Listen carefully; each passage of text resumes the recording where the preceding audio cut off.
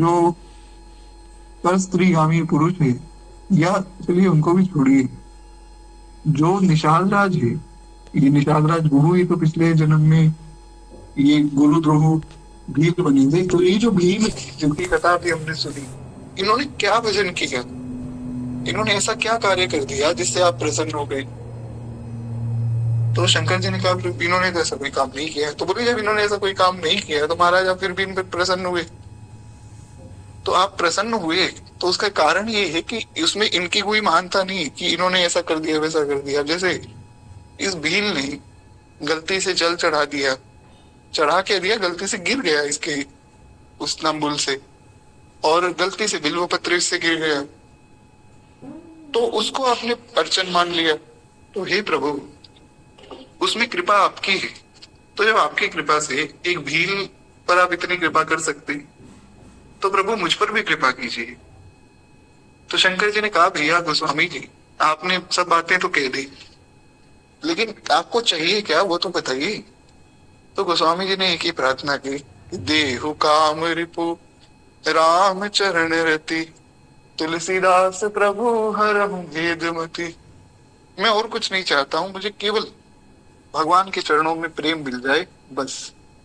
और मेरी जो भेद बुद्धि है, अब भेद बुद्धि के बहुत से भाव यहाँ लिए जा सकते हैं कि एक तो जो मैं हरि और हर में भेद करता हूँ, या मैं भगवत स्वरूपों में भेद करता हूँ, ऐसा तो है नहीं। गोस्वामी जी ऐसा भेद तो करते नहीं, गोस्वामी जी के लिए तो सब समान है। तो यहाँ कौन से भेद की बात की जा रही है?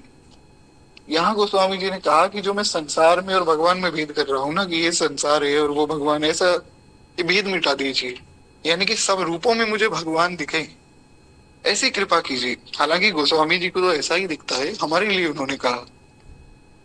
तो बड़ा ही अद्भुत जो है गोस्वामी जी ने ये पद लिखा है। खैर एक बार प्रेम से बोलिए, भूत भावन भोलेनाथ भगवान की जय।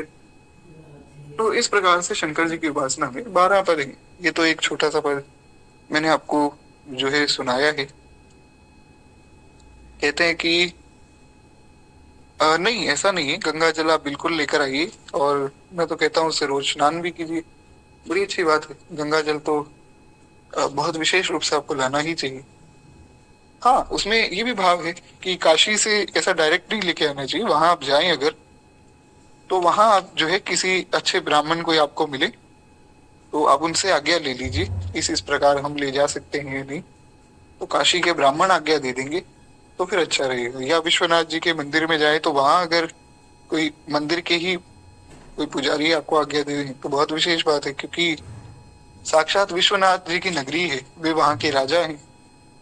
तो अगर सीधा राजा से ही आज्ञा मिल जाए तो फिर तो महाराज किया जा सकता है इस प्रकार से।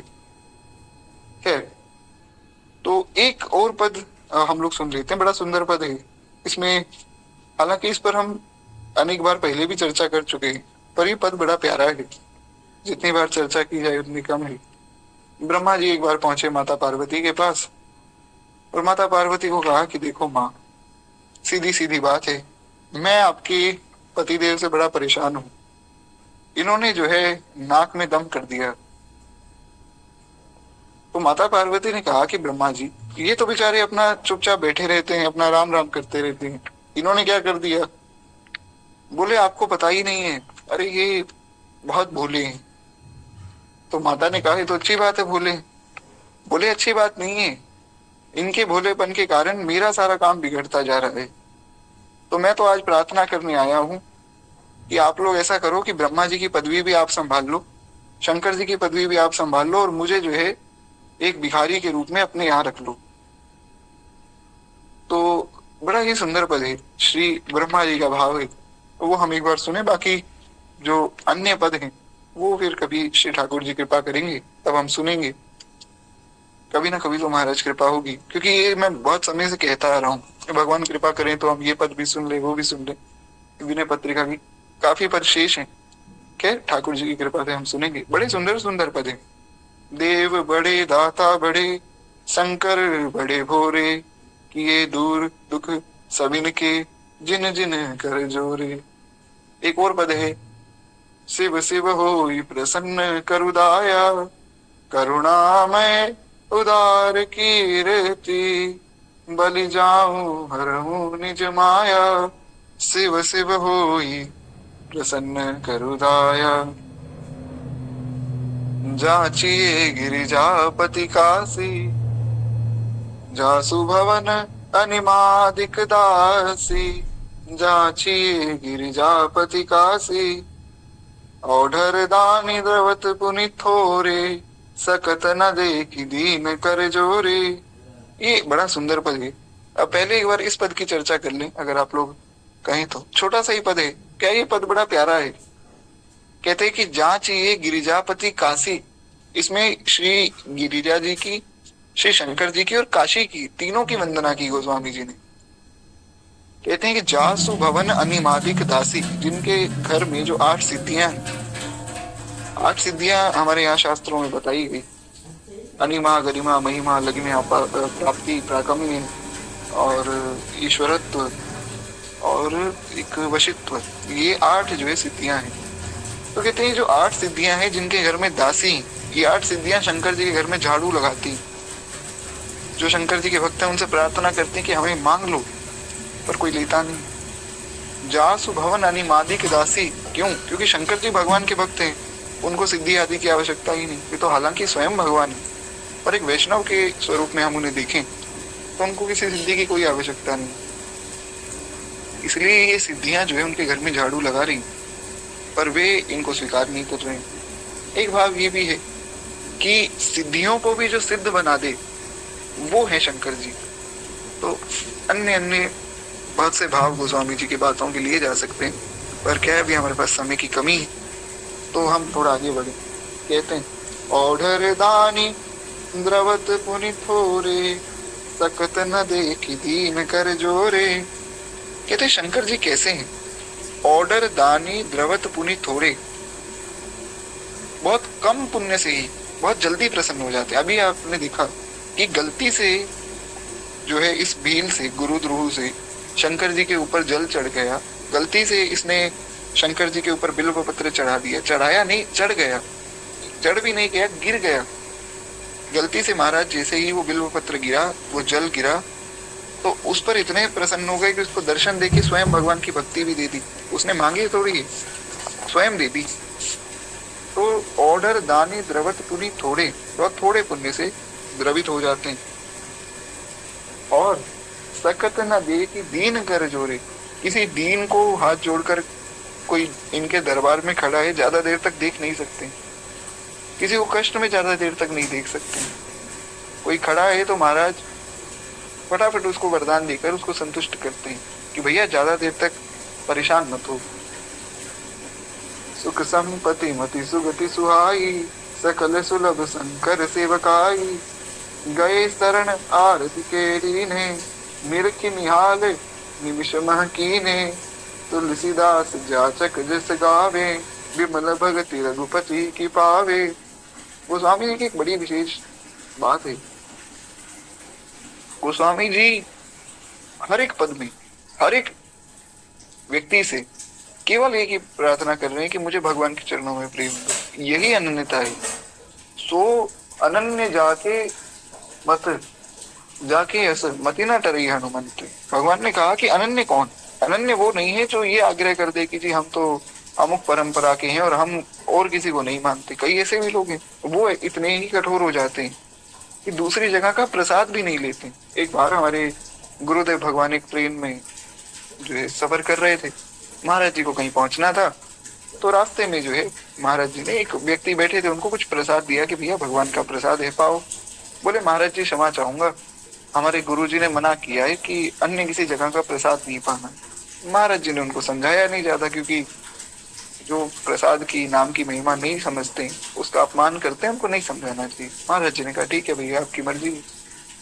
थोड़ी देर बाद वहां बढ़िया कुछ, तो ट्रेन में आते ना कुछ लेकर, तो कुछ वहां वो खाने पीने का सामान लेकर आए, तो उन्होंने वो सामान ले लिया, उसमें प्याज भी है और सब कुछ है, वो ले लिया और वो पा लिया। महाराज जी ने कहा हम आपसे एक बात कहें, बुरा मत मानिएगा। बोले कहो महाराज जी। बोले आपने भगवान का प्रसाद लेने से तो मना कर दिया और आपने वो प्याज की वस्तु खा ली बड़े प्रेम से। बोले महाराज जी हमारे गुरुजी ने कहा है कि अनन्य बनो, तो इसलिए हम दूसरी जगह का प्रसाद नहीं पाते हैं। तो यह धन्य है ऐसी अनन्यता कि प्याज पा रहे हैं पर प्रसाद नहीं पा रहे हैं। तो क्या है अनन्यता? अनन्यता है कि आप सब रूपों में श्री ठाकुर जी को देखें। गोस्वामी जी वृंदावन आए, वृंदावन आकर भगवान को कहते हैं कि तुलसी मस्तक तब नवे जब धनुष बाण हो हाथ। तो वे अपनी अनन्यता इस प्रकार से दिखा रहे हैं कि प्रभु मैं आपको इस रूप में जो देखना चाहता हूं, ताकि लोगों को दिखाऊं कि आप में और श्री राम जी में कोई भेद नहीं। ये अनन्यता है कि सब रूपों में भगवान का दर्शन करना। ये अनन्यता नहीं कि इस प्रकार से। हाँ, महाराज जी ने एक ये बात वही कही कि धन्य है आप और धन्य आपके गुरु जी, जो ऐसी आपको गुरु आज्ञा दी है। बड़ी अच्छी आज्ञा दी है महाराज है। तो इसलिए गोस्वामी जी की अनन्यता देखिए। गोस्वामी जी सब देवताओं की वंदना करते हैं, भगवान सूर्य की, भगवान गणेश की, शंकर जी की, माता पार्वती की, सबकी वंदना की, भैरव जी की, काशी जी की, गंगा जी की, यमुना जी की, सबकी वंदना की है। पर मांगा ये कि मुझे जो है सब कर मांगू एक फल श्री राम चरण रति हो, कि भगवान की भक्ति मिले है। तो गोस्वामी जी इसमें भी वही बात कह रहे हैं कि शंकर जी की सेवा से सुख, संपत्ति, सुबुद्धि, उत्तम गति, सब पदार्थ मिल जाते हैं। जो आसुर जीव उनकी शरण में गए उन्हें शिव जी ने तुरंत अपना लिया। शिव जी समय नहीं लगाते, तुरंत अपना लेते हैं और देखते ही पल भर में सबको निहाल भी कर दिया। कहते हैं तुलसीदास जैसे जो जाचक हैं, जाचक मतलब भिखारी, कहते तुलसीदास जी जैसे जो भिखारी हैं, वो बस शंकर जी की महिमा इसलिए गा रहा है कि आप मुझे भगवान की भक्ति दीजिए है। एक बार प्रेम से बोलिए भक्त वत्सल भगवान की जय। तो एक जो पद जिस पर हम चर्चा कर रहे थे कि ब्रह्मा जी शिकायत लेकर पहुंचे, बस उस पर हम 5-7 मिनट चर्चा करें, फिर हम आगे बढ़ेंगे। बड़ा ही सुंदर पद है। गोस्वामी जी लिखते हैं, बावरो रावरो नाम भवानी, दानी बड़ो दिन देत दये बिनु, दानी बड़ो दिन देत दये बिनु, वेद बड़ाई भानी बावरो रावरो नाम भवानी। कहते हैं ब्रह्मा जी आए, ब्रह्मा जी ने कहा कि आपके पति तो माता जी बुरा मत मानना पागल हो चुके हैं। बावरो, सीधा आकर कह दिया बावरो, ये तो पागल हो गए। अब कोई व्यक्ति जाकर भगवान शंकर को बावरा कह दे, इतनी हिम्मत किसी में नहीं। क्यों? क्योंकि शास्त्र वचन है कि शंकर जी की निंदा स्वयं शंकर ही कर सकते हैं, और कोई नहीं कर सकता है। क्यों? क्योंकि शंकर जी भगवान है। भगवान की निंदा करने का अधिकार और किसी को नहीं, केवल भगवान को है। इसलिए आप देखिए कि भगवान जब ब्रजमंडल में आते हैं तो वहां उनकी निंदा सब कर रहे हैं महाराज।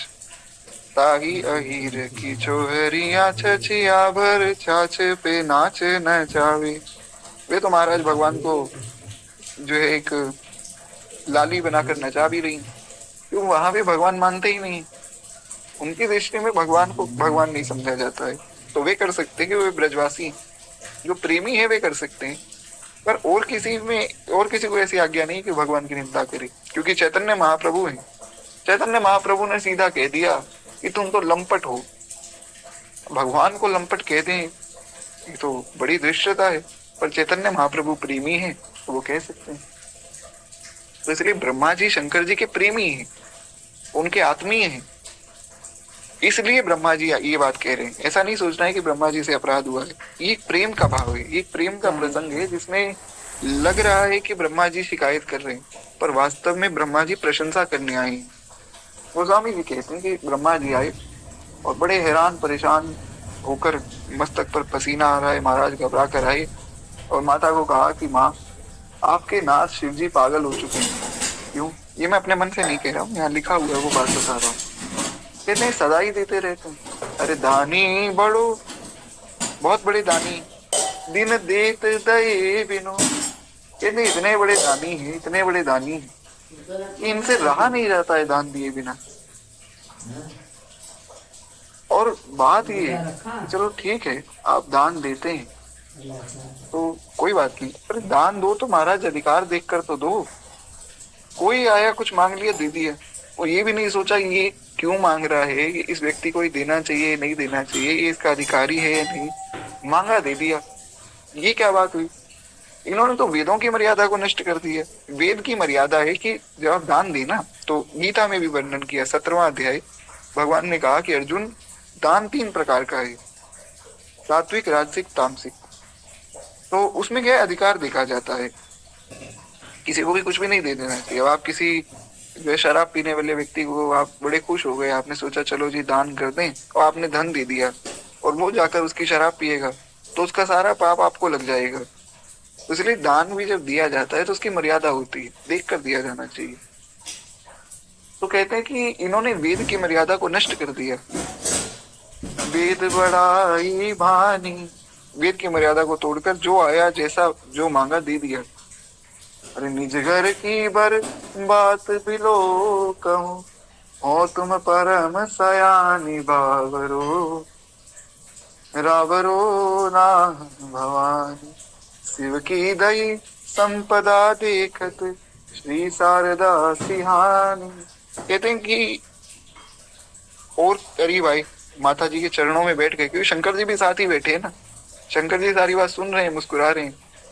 तो ब्रह्मा जी और पास आए और माँ के चरणों में बैठकर माँ भगवती को बोले कि माता जी, थोड़ा सा अपना कान इधर लाओ, मैं आपको और विशेष बात बताता हूँ। तो माता पार्वती ने कहा बताइए। बोले अपने घर की बात है, बाहर नहीं जाएगी, पर आप समझिए ये अपने घर की बात है। क्या इन्होंने कहा, मतलब ब्रह्मा जी ने कहा कि ये इतना दान दे देते हैं कि श्री यानी कि लक्ष्मी जी और शारदा यानी कि सरस्वती जी वे घबरा जाती, वे सहम जाती, वे सोचते हैं कि इतना दान कोई कैसे दे सकता है, आप तो बड़ी सयानी हो, आप मेरी बात को समझोगी, कोई घर की भलाई तो देखो। अरे देते देते सारा घर खाली होने लगा है, अनाधिकारियों को देते जा रहे हैं, देते जा रहे हैं।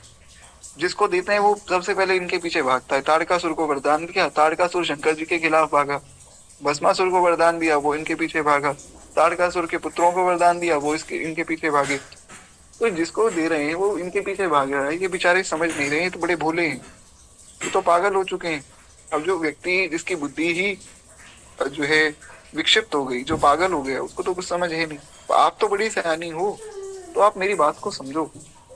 ये समझ नहीं रहे, पूरा घर खाली करवा रहे हैं, अपने घर की बात है। लक्ष्मी जी, सरस्वती जी भी खुद घबरा जाती है इनके दान को देखकर। तो माता पार्वती ने कहा कोई बात नहीं, ये दे रहे हैं तो आपको उसमें क्या कष्ट है। तो ब्रह्मा जी ने कहा अब आप मेरा कष्ट सुनो। अरे जिनके भाल लिखी लिपि मेरी, सुख की नहीं निशानी, इन रंकन को नाक संवारत, हो आयो नक बानी बावरो, रावरो ना भवानी। कहते हैं कि जिनके भाग्य में मैं लिखता हूँ, क्योंकि भाग्य तो मैं लिखता हूँ, तो मैं पहले उनके कर्मों का एनालिसिस करता हूँ कि इसने कितने पुण्य किए, कितने पाप किए। वो करने के बाद फिर मैं उसके हिसाब से सजा देता हूँ, उसके हिसाब से मैं उसको सुख देता हूँ, दुख देता हूँ। वो सब बातें पूरा अच्छे से डिटेल एनालिसिस करके फिर मैं आराम से बैठकर भाग्य लिखता हूँ। इतनी मेहनत करके मैं भाग्य लिखता हूँ। कई ऐसे भी लोग होते हैं जिनके भाग्य में केवल कष्ट ही कष्ट है, उनके भाग्य में कोई सुख है ही नहीं, क्योंकि उन्होंने कोई सुख का काम किया ही नहीं। तो मैं इतनी मेहनत करके लिखता हूँ, और इनके पास वो व्यक्ति आता है, कोई किसी ने बता दिया कि जाओ शंकर जी पर जल चढ़ा दो, काम बन जाएगा। इनके पास आया, रोने लग गया कि प्रभु मेरे जीवन में केवल दुख आता है, हे नाथ मुझ पर कृपा कीजिए। तो ये उसको रंग को राजा बना देते हैं, उसके जीवन में जितने दुख हैं उनको कन्वर्ट करके सुख में बदल देते हैं। तो आप बताइए कि जो मैंने इतनी मेहनत की, मेरी मेहनत तो बेकार हो गई, मेरी नाक में दम कर दिया इन्होंने। मेरे ये इतने बड़े बड़े ये ग्रंथ लिखने का और ये सब भाग्य लिखने का क्या मतलब है, जब ये सबके भाग्य सुधार ही देंगे। तो मेरी नाक में तो दम हो चुका है, इसलिए मैं अब और नहीं सह सकता हूँ। तो माता ने कहा कि अच्छा आप ये बताइए आपको क्या चाहिए। तो ब्रह्मा जी ने बड़ी सुंदर प्रार्थना की, बड़ी विशेष प्रार्थना है।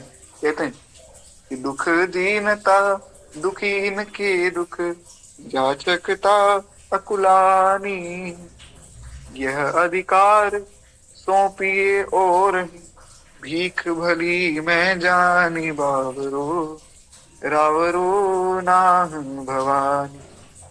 गोस्वामी जी की वाणी ऐसी अद्भुत है कि एकदम ऐसा लगता है कि एकदम परफेक्ट। जो उदाहरण गोस्वामी जी देते हैं वो एकदम सटीक होती है। आप पढ़िए, किसी का भी आप ग्रंथ पढ़िए, बहुत डिटेल में पढ़िए। जैसे उदाहरण गोस्वामी जी ने दी ना, वैसे उदाहरण दे पाने में कोई बड़े से बड़ा कवि भी समर्थ नहीं हुआ। गोस्वामी जी की वाणी इतनी मधुर है कि वो सब उदाहरण बड़ी प्रिय भी लगती हैं। कहते हैं कि महाराज, दुख दीनता दुखी इनके दुख, जो दुख और दीनता नाम के जो दो शब्द है ना, वो बेचारे दुखी हो चुके हैं क्योंकि किसी के जीवन में जा तो पा नहीं रहे। तो इस कारण से वो बड़े परेशान हो गए कि अब हम क्या करें, कि हमारा कोई काम तो रहा नहीं। जिस व्यक्ति के जीवन में जाते हैं वो शंकर जी की उपासना करने लग जाता है, फिर हमें शंकर जी भगा देते हैं। तो हम बड़े दुखी हैं।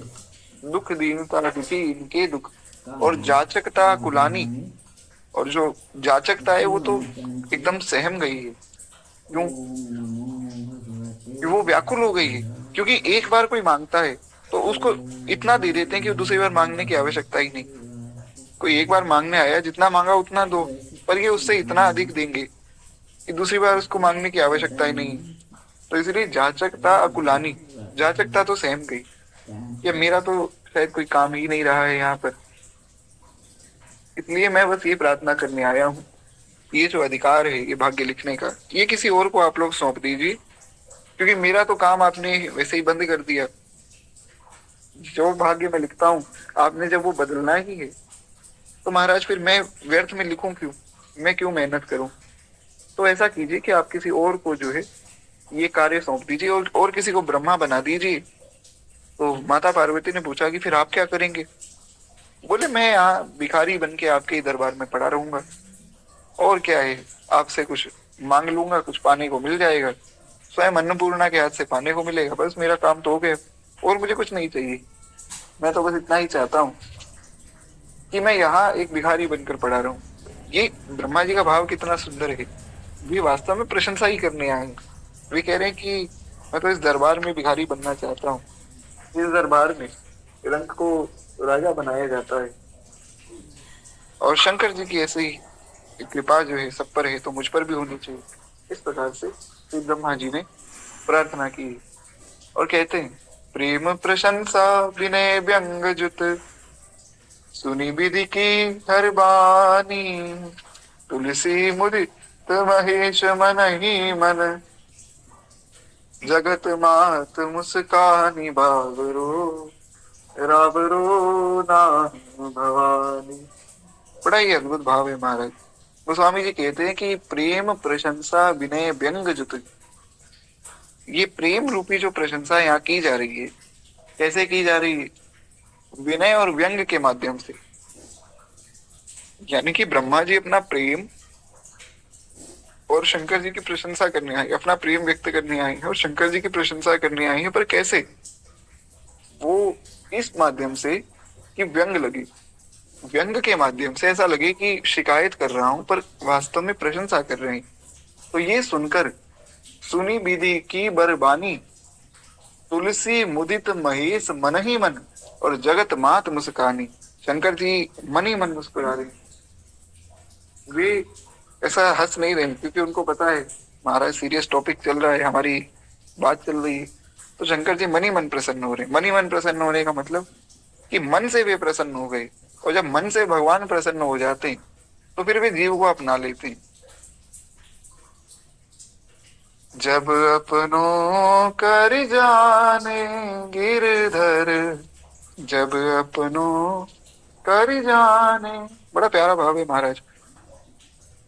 उसमें कहा गया कि जब गिरधर अपना मान लेते हैं ना, आदि आदि, फिर साधु संग देते हैं, और फिर उस पर जो बड़ी कृपा से उसको सब संसारी प्रपंचों से रहित कर देते हैं। ये सब तो हम इस पद में सुन चुके हैं, हमने इस पद की चर्चा भी कुछ दिन पूर्व ही की। तो इसमें ये समझना है कि भगवान अपना मान लेते हैं। कब मानते हैं? जब इस प्रकार से प्रसन्न हो जाते हैं किसी पर। तो शंकर जी मन ही मन प्रसन्न हो गए, और जगत मात मुस्कानी, और जगत की माता माँ भगवती पराम्बा माँ पार्वती मुस्कुरा रही। तो ऐसा अद्भुत ये भाव श्री ब्रह्मा जी लेकर आई। खैर एक बार प्रेम से बोलिए भूत भावन भोलेनाथ भगवान की जय। श्री ब्रह्मा जी महाराज की जय। बड़ा ही सुंदर, बड़ा ही प्रेम, बड़ा ही विनय का ये भाव है। तो इस प्रकार से ये है शंकर जी की दान की महिमा। शंकर जी जिसको देखते हैं उसको दे देते हैं, वो ज्यादा विचार नहीं करते हैं। खैर इस प्रकार से इसीलिए हमें भी शंकर जी से ये प्रार्थना करनी चाहिए कि हमें भी जो है भगवान के चरणों में प्रेम मिले, हमें भी भगवान की कथा में, भगवान के नाम में हमारी निष्ठा हो, और मुझ जैसे जो लोग हैं जो दीक्षा ले चुके हैं पर गुरु अवज्ञा करते हैं, उनको भी कुछ समझ मिले है। तो इस प्रकार से श्री शंकर जी ने उस भील को वरदान दिया। और अच्छा, आप लोगों को कथा याद है ना, किस भील की कथा चल रही है? क्योंकि ऐसा हुआ था, श्री प्रियादास जी महाराज भक्तमाल की कथा कह रहे थे, फिर सब संतों ने कहा कि अब कुछ समय तक हम रामत करेंगे। तो रामत के लिए गए, और रामत से जब लौट कर आए तो सब लोग यही भूल गए कि महाराज कथा क्या चल रही है। तो यहाँ थोड़ा सा सावधानी रखिएगा। खैर, तो कहते हैं इस प्रकार से उस भील पर शंकर जी ने कृपा की, कृपा करके दर्शन दिया, भगवान की भक्ति दी, उसको कहा कि अब तुम जो है श्री राम तुम्हारे घर स्वयं आएंगे, तुम इंतजार करना, भगवान आएंगे।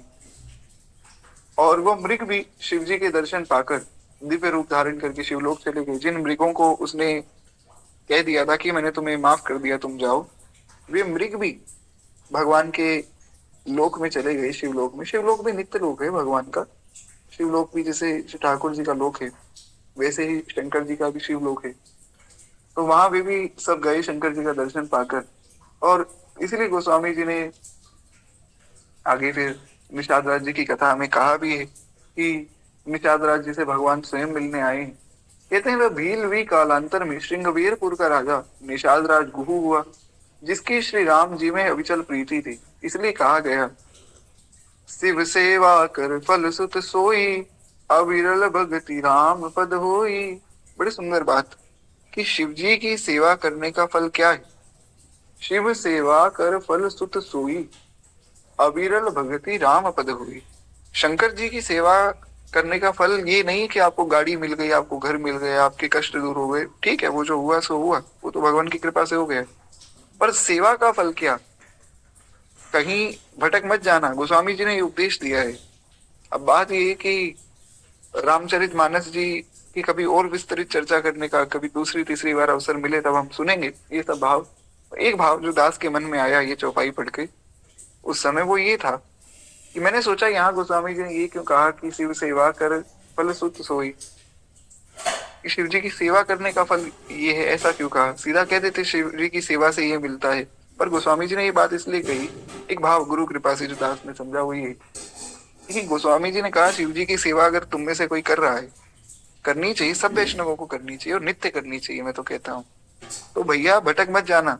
कहीं शिव जी कहते हैं भगवान की तरह कि बताओ गाड़ी चाहिए, घर चाहिए, क्या चाहिए, तो भटक मत जाना। गोस्वामी जी ने पहले ही बता दिया, शिव जी की सेवा का फल है अविचल भक्ति, अविचल भक्ति राम पद हुई। तो भक्ति मांगना, कहीं दूसरी वस्तु मांग ली तो भैया काम गलत हो जाएगा।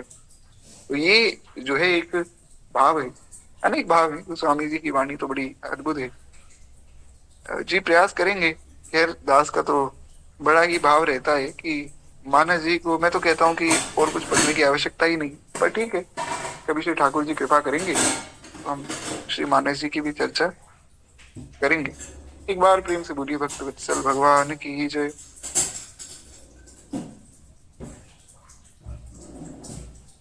हाँ जी, ये तो खैर अच्छी बात है, आपने ये कथा बड़े प्रेम से समझी। तो खैर आगे कहते हैं, निषाद राज गुहू और श्री राम जी के प्रथम मिलन की बड़ी मधुर कथा संत महानुभाव इस प्रकार से वर्णन करते हैं। वो कथा तो आपको विशेष रूप से पता ही है। एक और कथा है कि निषाद राज भगवान के मित्र कैसे बन गए, उसकी एक विशेष कथा हम सुने। उसके बाद आगे की जो कथा है वो तो फिर हम ज्यादा विस्तार की भी आवश्यकता नहीं, क्योंकि वो तो कथा हम जानते ही। कहते एक बार की बात है, निषाद राज के पिता और चक्रवर्ती महाराज श्री दशरथ जी में बड़ी मित्रता थी। एक समय पर श्री अयोध्या वे निषाद राज के पिताजी आया करते थे।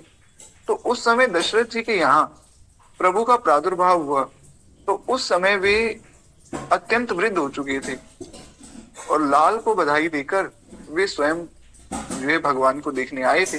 चारों कुमारों का दर्शन पाकर उन्होंने बड़ा सुख पाया, परंतु एक तो वे स्वयं जराग्रस्त थे, दूसरे उनके जो बालक गुरु थे वे नित्य अयोध्या के लिए मचलता रहता था। ऐसा होता था, जो निषाद राज जी थे ना बचपन में, उनके मन में बहुत रहता था कि मैं भी देख कर आऊंगा। अपने पिताजी को कहते थे, पिताजी जो हमारे राजा हैं दशरथ जी, उनके यहाँ मैंने सुना एक पुत्र हुए। बोले हाँ पुत्र तो हुए।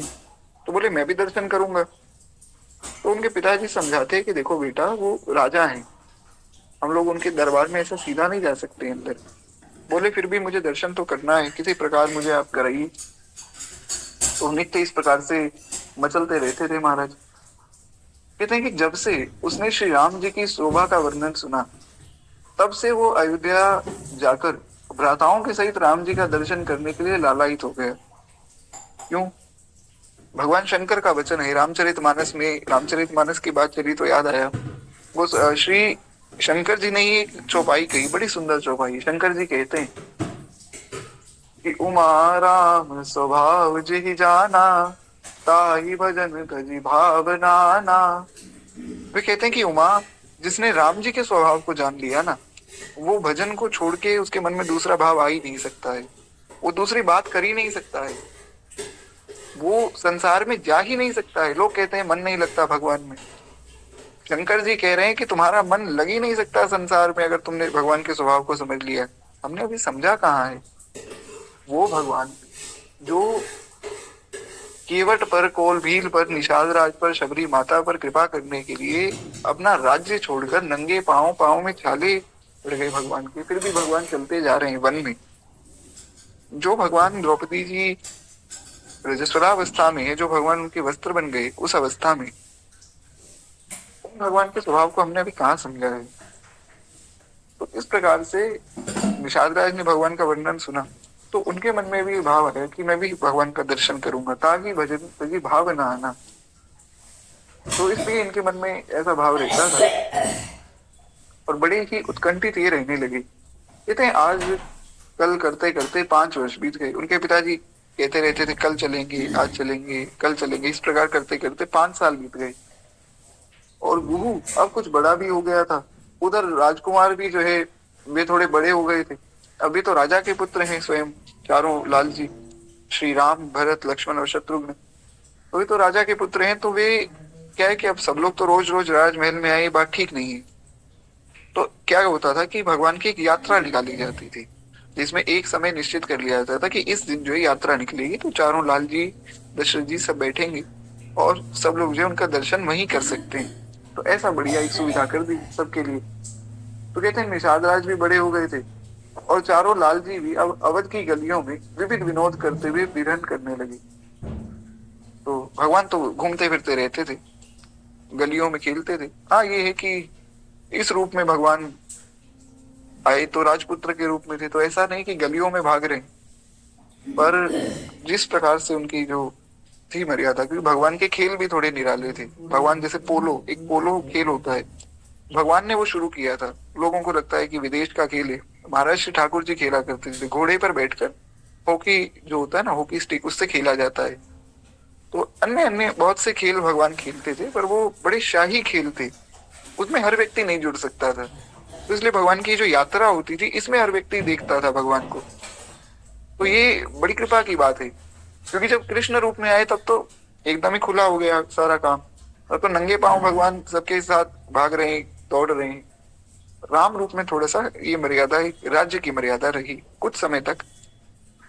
तो उसके बाद फिर भगवान ने, जैसे निषाद राज हैं जब भी मिलने आए, फिर भगवान सबके साथ, क्योंकि भगवान का भी बड़ा मन करता है ये मेरे भक्त हैं, उनके साथ इस प्रकार से जो है मैं भी खेलूं, पर घर वाले जाने नहीं दे रहे हैं कि आप राजा हैं, आप इस प्रकार से सबके साथ नहीं खेल सकते हैं।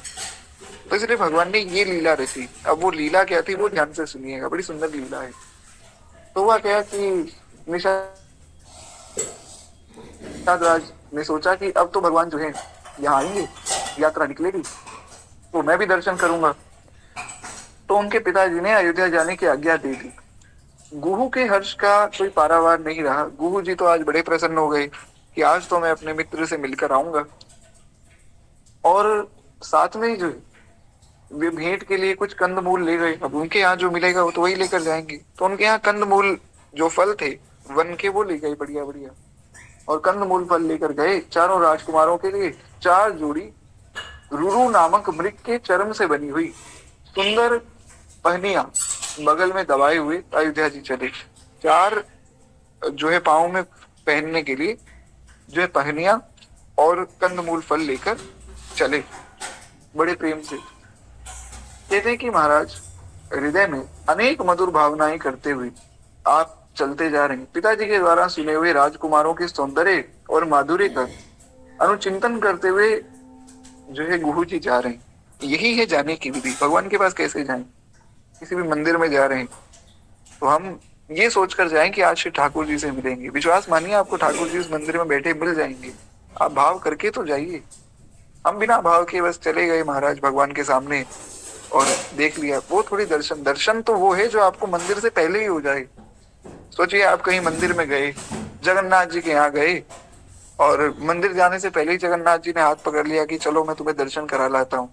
जैसे श्री महाराज जी को हमने सुना था, महाराज जी को जगन्नाथ जी ने रथ यात्रा का दर्शन कराया, तब दर्शन हो महाराज।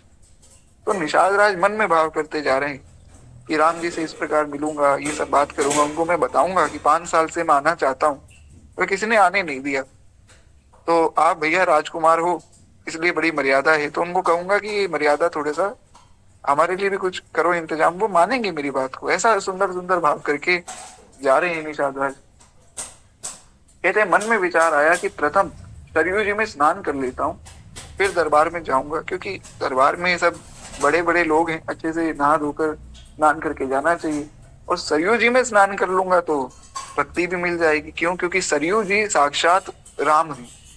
सरयू जी कोई नदी नहीं, जैसे यमुना जी श्री कृष्ण पटरानी है ना, सरयू जी साक्षात ही राम है, वो बहता हुआ ब्रह्म है।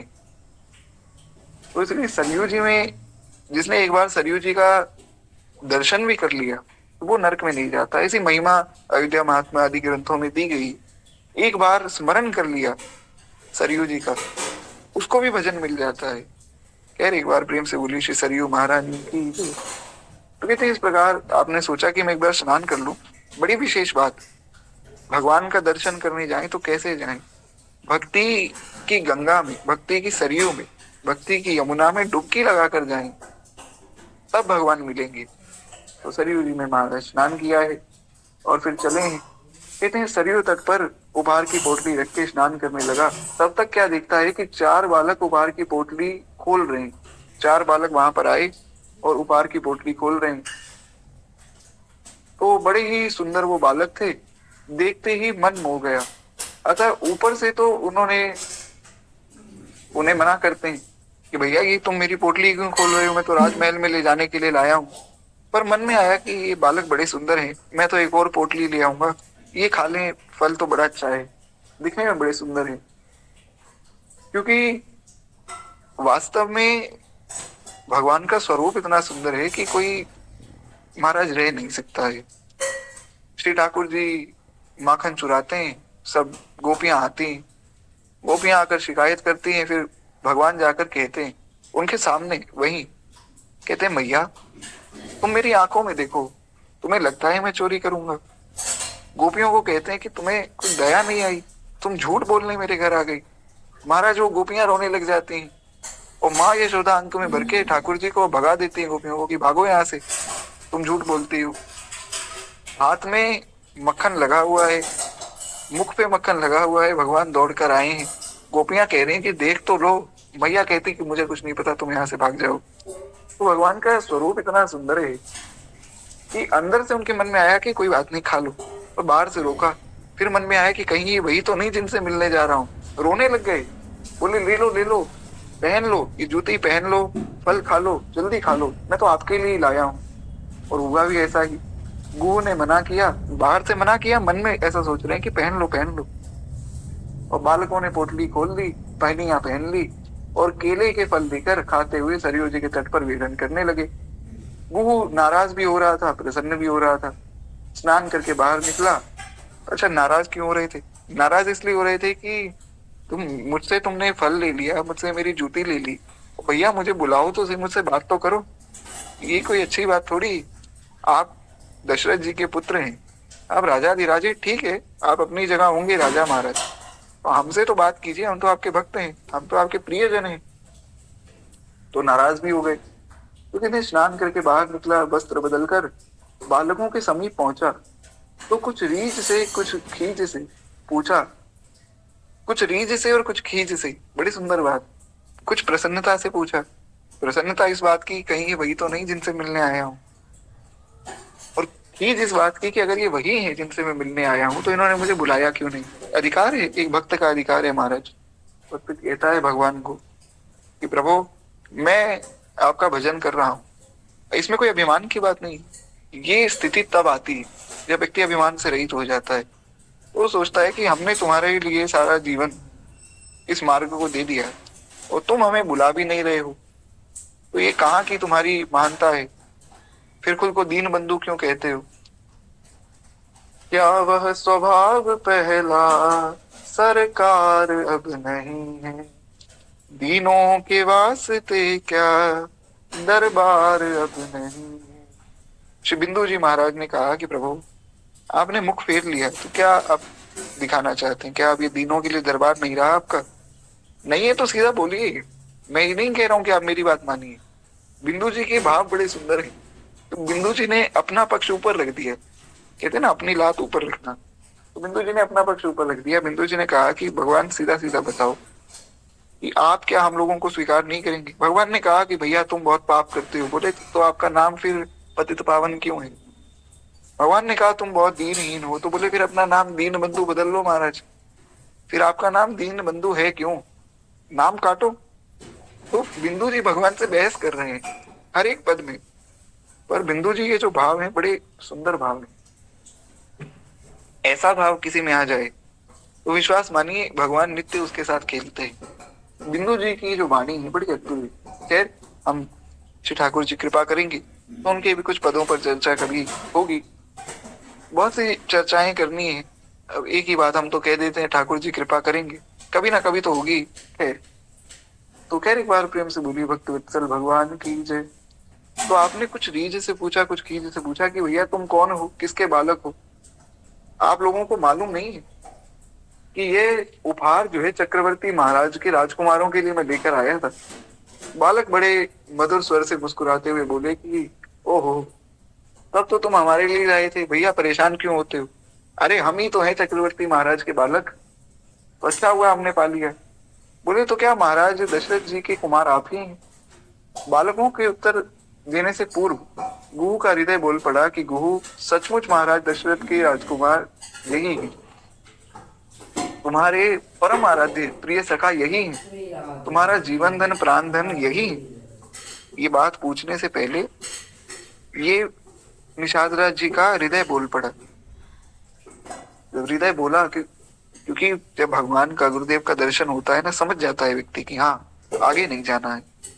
आपने अनुभव किया होगा, जिनकी दीक्षा हो गई, जिनकी नहीं हुई वो भी अनुभव करेंगे। तो ऐसा हृदय बोल पड़ता है कि बस अब नहीं जाना है आगे। तो कहते हैं गुरु के हृदय के कथन ही जो है समर्थ बालकों ने किया, यानी कि उन्होंने भी जो है उसका समर्थन किया है और कहा कि देखो सखा, महाराज के राजकुमार तो हम ही हैं। गुरु की आंख सजल हो गई, हाथ में जो है बड़ी विनय की प्रार्थना लेकर हाथ जोड़े और शिशु जो है झुक गया। वो शिशु झुक गया या उसका हृदय झुक गया, एक ही बात है। और महाराज चरणों में गिरकर प्रणाम करके राजकुमारों का हाथ थाम लिया और कहते हैं कि वास्तव में राजकुमारों ने हाथ थाम लिया, भगवान ने हाथ पकड़ लिया। और जब भगवान ने हाथ पकड़ लिया तो अब ये हाथ नहीं छूटेगा।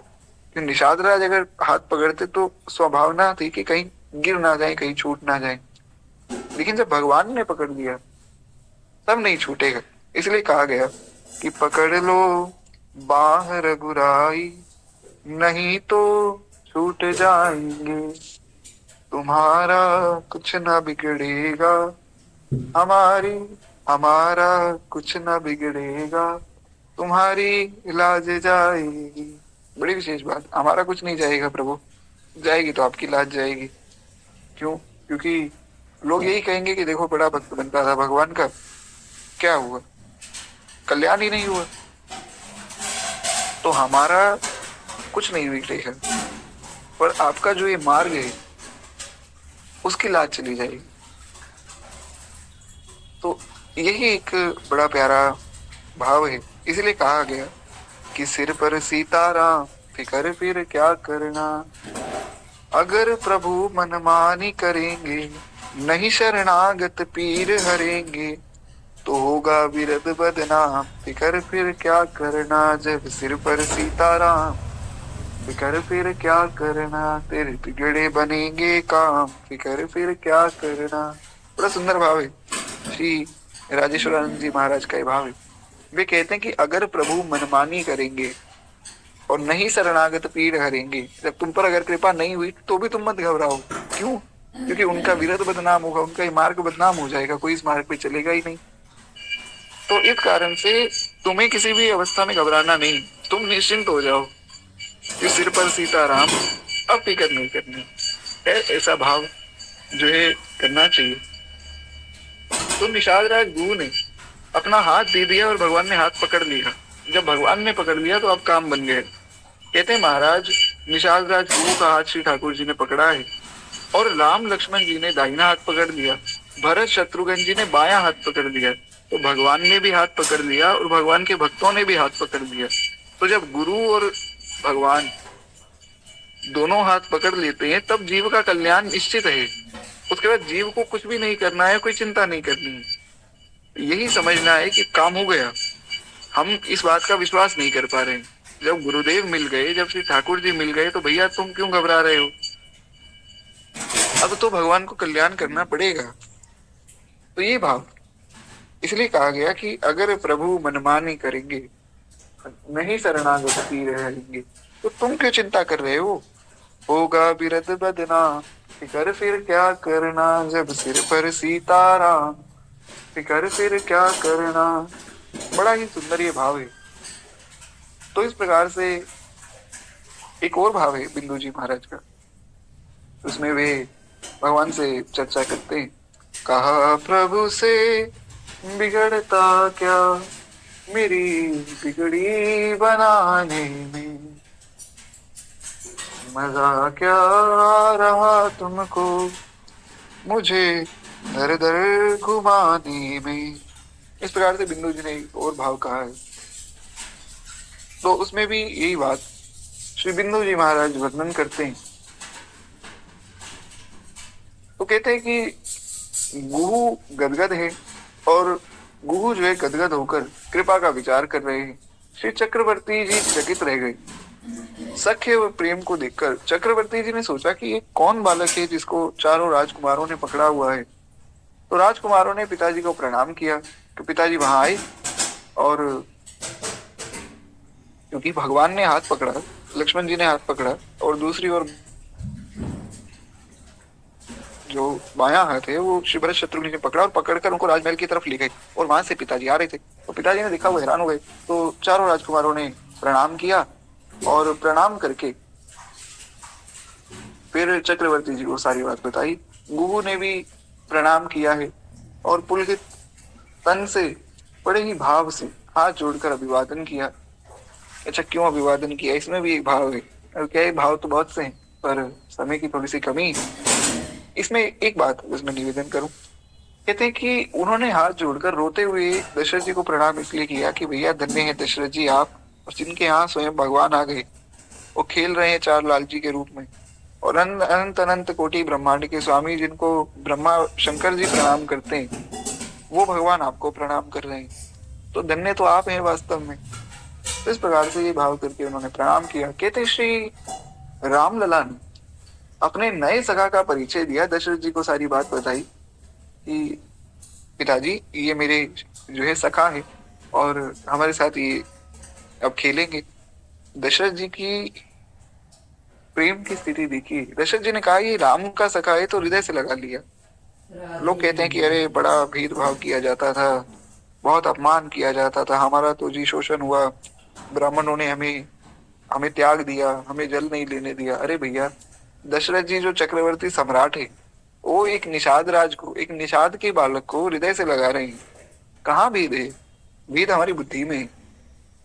तो खैर, दशरथ जी ने उसे हृदय से लगाया और हृदय से लगाकर वैसा ही प्रेम दिया जैसा राम जी को देते हैं। अपने पुत्र के समान व्यवहार किया।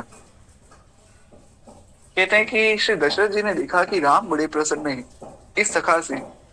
तो दशरथ जी ने सोचा कि अब मैं इस सखा को अपना तन मन प्राण दे दूं, क्योंकि इसने राम जी को प्रसन्न कर लिया। जिस विधि से भगवान रीत रहे हैं वही काम करना है। तो इस व्यक्ति के आने से अगर भगवान प्रसन्न हुए हैं तो मैं इस व्यक्ति को मेरे राज्य में ही रखूंगा, इसको बाहर नहीं जाने दूंगा, मेरे महल में रहेगा ये, और राम जी इसको देखकर प्रसन्न होंगे नित्य। ये उन्होंने निर्णय कर लिया। दशरथ जी का भाव बड़ा ही शुद्ध है, इसलिए तो भगवान उनके पुत्र के रूप में आए। तो इस कारण से कहते हैं कि अब मैं अपना तन मन प्राण इस पर न्यौछावर कर दूंगा। कहते हैं महाराज ने उनको रोक लिया। गुरु को श्री अयोध्या में बहाना ये बनाया कि तुम यहाँ रहकर मेरे पुत्रों को धनुर्विद्या का अभ्यास कराओ। उन्होंने कहा कि तुम यहाँ रुक जाओ। निषाद राज ने कहा कि मेरे भी पिताजी हैं, मुझे घर पे जाना है, पर कुछ दिन तो मैं रुकूंगा क्योंकि राम जी का दर्शन भी करना है।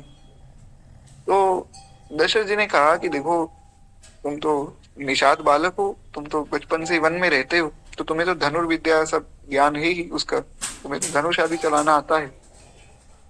तो ऐसा करो, तुम इनको शिकार खेलना, धनुष चलाना, ये सब चीजें आप सिखाना। तो गुहू ने सारी बात मान ली। गुहू ने कहा कि मैं तो मांगने ही आया था कि मुझे भगवान के पास रख लो, और आपने स्वयं ही वो बात कह दी। तो उनके लिए तो ऐसी बात हो गई जैसे जन्म रंक जन पारस पावा। कोई जन्म जन्मांतर से रंक हो, भिखारी हो, और उसके हाथ में पारस पत्थर लग जाए। पारस मणि का किसी भी वस्तु से आप स्पर्श कराएंगे ना, लोहे से स्पर्श कराएंगे तो वो सोना हो जाएगा। तो जो जन्म जन्मांतर का रंक है, उसको जब पारस मिल जाए तो उसके हृदय में जो आनंद है, उससे भी अधिकाधिक आनंद आज श्री गुहू जी के मन में है। कहते हैं सत्योपाख्यान ग्रंथ में विस्तार से राजकुमार गुहू के साथ वन क्रीड़ा के प्रसंग का भी वर्णन किया गया है। एक ग्रंथ है सत्योपाख्यान, उसमें वर्णन आया है। सत्योपाख्यान बड़ा सुंदर ग्रंथ है, इसमें बहुत से भावों को स्पष्ट किया गया है। तो कहते हैं एक बार श्री राम जी अनुज सखाओं के साथ कहीं वन में जो प्रथम शिकार सामने आएगा उस पर चर संधान में करूंगा, ऐसा कहकर वन में जा रहे थे। यदि कोई दूसरा वार करेगा तो मैं उसे जो है पिताजी से दंड दे दूंगा। भगवान ने कहा जो भी शिकार पहले आया सामने, उसको पहले मैं उस पर उसका शिकार करूंगा, और अगर किसी दूसरे ने बाण चला दिया तो उसको दंड मिलेगा। तो सब लोग थोड़ा सा सावधान हो गए कि राम जी जो बाण चलाएंगे। संयोग की बात है कि वन पहुंचते ही एक सिंह सामने आ गया। अब लोग जो है जहां थे वहां खड़े रह गए। छोटे छोटे बालक ही तो है ये सब लोग, वो तो घबरा गए। तो सामने शेर खड़ा है। तो कहते हैं सब लोग थोड़ा सा सहज हो गए और थोड़ा सहम गए। श्री राम जी ने शरसंधान में विलंब कर रहे थे और सिंह उनके ऊपर टूटने ही वाला था। अनुज एवं अन्य सखा श्री राम जी की आज्ञा का पालन कर रहे थे, क्योंकि उनको ये था कि राम जी की आज्ञा है तो राम जी की आज्ञा है। तो राम जी अपना बाण निकाल रहे थे। कितनी देर में वो शेर थोड़ी रुकेगा, शेर तो उनको खाने के लिए आ गया। बाकी सब लोग खड़े रहे, उनको पता है कि हमें कुछ भी नहीं करना है क्योंकि राम जी की आज्ञा है। पर निषाद राज गुहू ने महाराज बाण निकाला और कहा कि जो भी दंड होगा मैं सह लूंगा, पर कहीं मेरी आंखों के सामने सिंह भगवान को कोई कष्ट पहुंचा दे, ये मैं नहीं सह पाऊंगा। तो इसलिए निषाद राज ने अपना बाण निकाला और उन्होंने एक सांग चलाई। कहते कि निशाना सही बैठा, सिंह मारा गया। श्री राम जी के हृदय में भक्त वत्सलता उमड़ रही थी। अन्य बड़े ही सशंक हो रहे थे। उनको लगा कि अब राम जी की आज्ञा का उल्लंघन हुआ है तो अब इनको दंड मिलेगा। पता नहीं कौन सा दंड मिलेगा, ये बेचारा निषाद बालक है, ज्यादा कुछ जानता भी नहीं है राजकाज के विषय में, क्योंकि राजाओं के दंड तो बड़े कठोर होते हैं। राजा तो राजा है। राजा के मन में आया कि इस व्यक्ति को फांसी दे दो, तो दे दी। तो राजा का विरोध कौन करे। वहां ऐसा थोड़ी डेमोक्रेसी की तरह काम नहीं होता था। राजतंत्र में क्या होता है कि राजा ने जो कह दिया सो कह दिया बस। पर इसका ही मतलब नहीं कि राजा कुछ भी कहे, क्योंकि जो राजा कुछ भी कहते थे उनका राज्य खत्म हो जाता था बहुत जल्दी। जो अधर्मी थे उनका राज्य खत्म हो जाता था। धर्मयुक्त जो राज्य करता है वही राजा इतने लंबे काल तक उनका राज्य चल सकता है। इक्ष्वाकु जी से लेकर दशरथ जी तक परंपरा चल रही है, आगे भी चलती रही, आज भी चल रही। तो क्यों? क्योंकि धर्म धर्म प्रधान है। आजकल तो महाराज लोग कहते हैं जी डेमोक्रेसी है, जो पार्टी आपको अच्छी लगे उसको चुन लो, लेकिन अंदर की बात है कि सब लोग ये धर्म का साथ ले रहे हैं। तो इस प्रकार से राजतंत्र बड़ा ही सही एक निर्णय है, राजतंत्र ही होना चाहिए। खैर, इन्होंने सोचा कि अब पता नहीं भगवान को क्या दंड दिलवाएंगे। निषाद राज गुरु परम प्रसन्न हो रहे थे कि मेरे मित्र की मैंने रक्षा कर ली, राम जी को कोई कुछ हुआ नहीं, अब जो दंड मिले सो कोई बात नहीं। लोग वन विहार करके घर में लौटे। सबने देखा कि श्री राम जी के मुख से गुहू का गुणगान सुनकर महाराजा धीराज दशरथ जी ने अपने हाथों का आभूषण गुहू को दे दिया और हृदय से लगा लिया। परंतु श्रृंगवेरपुर के राजा होने की घोषणा भी वहीं कर देते।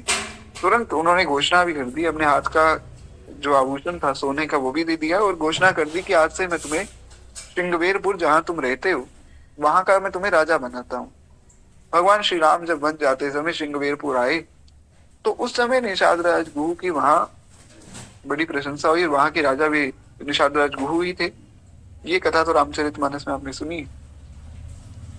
कहते अपने मित्र को वनवासी के रूप में देखकर उनको बड़ा कष्ट हुआ और उसने हाथ जोड़कर विनय की कि प्रभु आप ऐसा कीजिए, श्रृंगवेरपुर का राज्य आप कीजिए।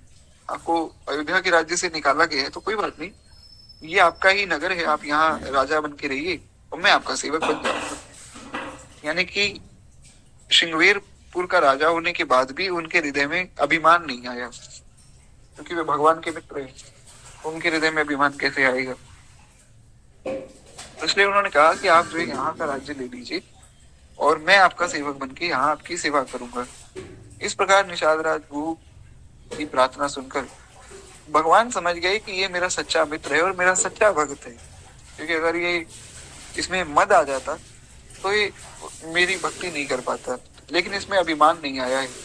श्री राम जी के प्रति उसकी इतनी निष्ठा कि भरत को स्नेह सहित आते देखकर उनसे युद्ध के लिए तैयार हो गया। जब भरत जी आ रहे थे, निषाद राज ने सोचा कि कहीं शायद भरत जी राम जी को मारने जा रहे होंगे, तो वे तैयार हो गए। तो सब सैनिकों ने कहा कि हमारे पास तो इतनी बड़ी सेना ही नहीं है, अयोध्या की सेना तो इतनी विशाल सेना है कि हमें तो 2-3 मिनट में वो लोग खत्म कर देंगे। तो बोले कोई बात नहीं, जब तक प्राण है तब तक हम भरत जी से लड़ेंगे, पर जब तक हम जीवित हैं राम जी तक भरत जी नहीं पहुंच पाएंगे। फिर जब भरत जी का भाव सुना तो रोने लग गए निषाद राज की, मुझसे तो बहुत बड़ी भूल हो गई। फिर जैसा श्री राम जी का स्वागत किया था वैसा ही स्वागत श्री भरत जी का किया। धन्य है निषाद राज गुहू और धन्य है उसका सख्य भाव। कहते हैं वनवास की लीला समाप्त करके 14 वर्षों के बाद पुष्पक विमान में बैठकर जब श्री रघुनाथ जी पुनः अयोध्या जी लौटे, तब आपके साथी भीलों ने भी पधारने, आपके साथ सब भील भी पधारे और उनका दर्शन सबने किया। कहते निषाद राज को विश्वास नहीं हो रहा था कि वे वियोग से व्याकुल होते हुए बोले, मैं फिर से श्री राम जी को पाऊं, ऐसा मेरा भाग्य कहाँ। सब भीलों ने बताया कि राम जी आए हैं, क्योंकि निषाद राज से भगवान ने वचन दिया था कि मैं जब वापस जाऊंगा तब मैं आपसे मिलकर जाऊंगा। तो भगवान जब वापस जा रहे थे तब निषाद राज जी से मिलने आए, तो निषाद राज ने कहा तुम लोग झूठ बोल रहे हो, तो भगवान स्वयं यहाँ क्यों आएंगे। हाँ, वो तो पहले उनकी मजबूरी थी, यहाँ से जाना पड़ रहा था, अब तो अगले पुष्पक विमान में जाएंगे। दूसरी बात यह कि मेरा ऐसा सौभाग्य कहाँ कि मैं दूसरी बार दर्शन कर लूं। इतने में श्री रामचंद्र जी आए, प्रेम से मिलकर बोले कि मित्र मैं तो आ गया, अब तुम मुझे देखो। तो निषाद राज ने भगवान के श्री अंग का स्पर्श करके उनको पहचाना और प्रभु से लिपट गए और स्पर्श प्राप्त करके दिव्य सुख सागर में निषाद राज डूब गए। कहते हैं उनके गए प्राण मानो पुनः लौट आए। निषाद राज ने अपने को परम सौभाग्यशाली माना। क्योंकि निषाद राज का शरीर जर्जर हो गया था और निषाद राज को कुछ भी दिखता ही नहीं था, कुछ भी सुनते ही नहीं थे, क्योंकि निषाद राज जब से भगवान गए थे तब से रो रहे थे। उसके कारण उनको दिखना सुनना सब बंद हो गया था। लेकिन जब भगवान के आने का समाचार उनको मिला, तब निषाद राज ने कहा कि मैं फिर से श्री राम को पाऊं, ऐसा मेरा भाग्य कहाँ। पर जब भगवान आए, तब निषाद राज ने भगवान का स्पर्श करके उनको पहचाना कि ये तो श्री भगवान ही, इतने कोमल भगवान ही हो सकते हैं। और जब पहचाना तो उनका स्पर्श करके दिव्य सुख सागर में डूब गए और पुनः ऐसा लगा कि मानो जो मेरे प्राण जाने वाले थे वो प्राण पुनः लौट आए, मैं पुनः जीवित हो गया हूँ। इस प्रकार निषाद राज ने अपने को परम सौभाग्यशाली मानकर भगवान से प्रार्थना की, भगवान के चरणों में प्रणाम किया है। एक और कथा है जिसमें निषाद राज ने अपने पिताजी से प्रार्थना की कि मुझे जो है श्री राम जी का दर्शन कराइए। तो पिताजी ने कहा कि भैया राम जी तो राजा हैं, राम जी का दर्शन कैसे कराऊं। तो फिर क्या है, भगवान की यात्रा जो निकलती थी उसको देखने के लिए निषाद राज और उनके पिताजी वहां आ गए। और जब निषाद राज जी और उनके पिताजी आए तो वहां उन्होंने देखा कि श्री राम जी और दशरथ जी और तीनों भैया श्री भरत, शत्रुघ्न और लक्ष्मण जी, तीनों भैया वहां बैठे हैं उस रथ पे और सबको दर्शन दे रहे हैं। तो इतनी भीड़ में से निषाद राज निकलकर भागे। भागे तो जो दरबान थे उन्होंने रोक लिया, जो सैनिक थे उन्होंने रोका कि आप जो है आगे नहीं जा सकते। पर भगवान ने निषाद राज को देख लिया। तो भगवान ने कहा कि पिताजी वो मेरे मित्र हैं, उनको ये आपके सैनिक आने नहीं दे रहे, आप अपने सैनिकों को कहिए कि उनको यहाँ भेजें। तो दशरथ जी ने कहा कि ये आपके कौन से मित्र हैं। बोले पिताजी उनको बुलाइए तो सही, तभी बताऊंगा। तो दशरथ जी ने कहा कि भैया इस बालक को यहाँ आने दो। जब निषाद राज जी आए तो निषाद राज जी ने सबसे पहले भगवान को प्रणाम किया। तो भगवान ने कहा कि देखो भैया ये मेरे पिताजी हैं, पहले इनको प्रणाम करो, ये हमसे बड़े हैं।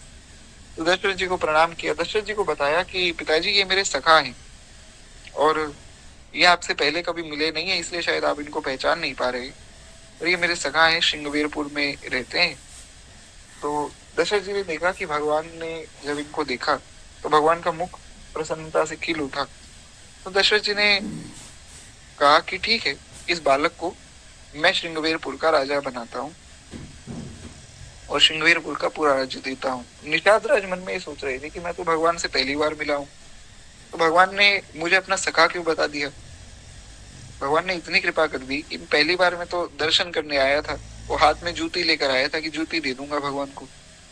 तो भगवान ने अपनी जो सोने की जूती थी वो तो उतार दी और निषाद राज की वो जो साधारण सी जूती वो लेकर आए थे बनाकर, वो पहन ली। तो ये देखकर तो निषाद राज की खुशी का कोई पारावार ही नहीं रहा कि भगवान ने अपने सोने की जूती उतार कर मेरे हाथों की बनी जूती पहनी। निषाद राज बहुत प्रसन्न हो गए, अपने आप को बड़ा सौभाग्यशाली मानकर श्री निषाद राज ने भगवान से सस्नेह भेंट की। और सस्नेह भेंट करने के बाद श्री निषाद राज ने दशरथ जी के चरणों में पुनः प्रणाम किया है। दशरथ जी ने वहां फिर उनको, वहां उनके पिताजी को वहां का राजा बना दिया। फिर उसके बाद उन्होंने कहा कि अब जब तुम्हारे पिताजी चले जाएंगे उसके बाद फिर तुम जो है श्रृंगवेरपुर का राज्य करना। तो इस प्रकार से निषाद राज को भगवान मिले, परम सौभाग्यशाली श्री निषाद राज हुए। ऐसी एक कथा और आती है। तो ऐसे अलग अलग कथाओं में बात एक ही कि निषाद राज को श्रृंगवेरपुर का राजा बनाया गया। वही बात कल्प भेद हरिचरित सुहाए, नाना भांति मुनि संगाए। इस प्रकार से निषाद राज जी की कथा पूर्ण होती। एक बार प्रेम से बोलिए भक्त वत्सल भगवान की जय।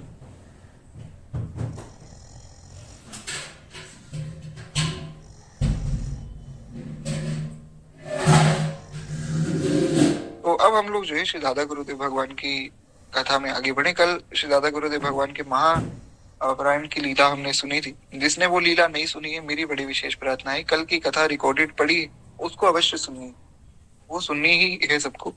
बड़ी ही अद्भुत श्री महाराज जी के महापरायण की लीला है। हम लोग आगे बढ़ते हैं। और महाराज जी की कुछ शिक्षाएं हैं, कुछ उनके जीवन से कुछ भाव हैं, वो हमें सुनने हैं। तो उसके बाद हमारा जो है फिर ये एक ग्रंथ और पूर्ण हो जाएगा।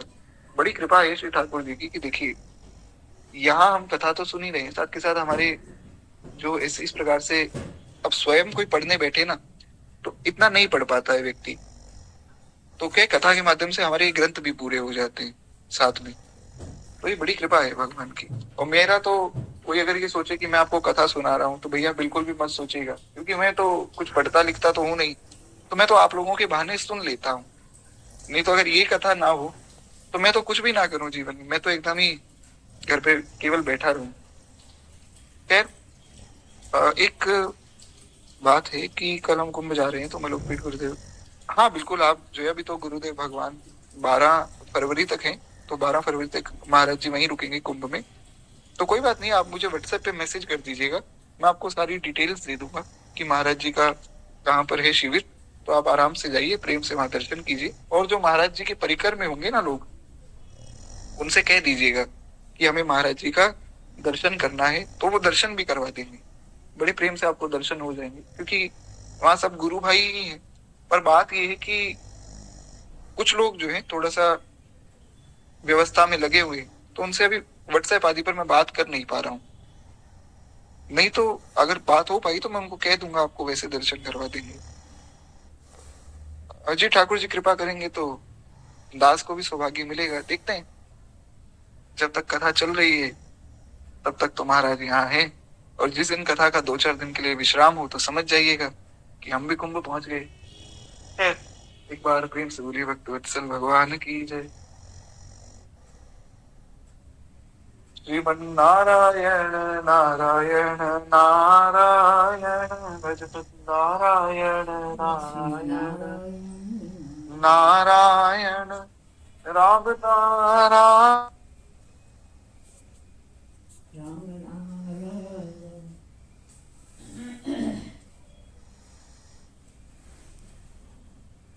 नारायण लक्ष्मी नारायण नारायण नारायण भजमन नारायण भजमन नारायण श्रीमन नारायण नारायण नारायण भक्त वत्सल भगवान की जय।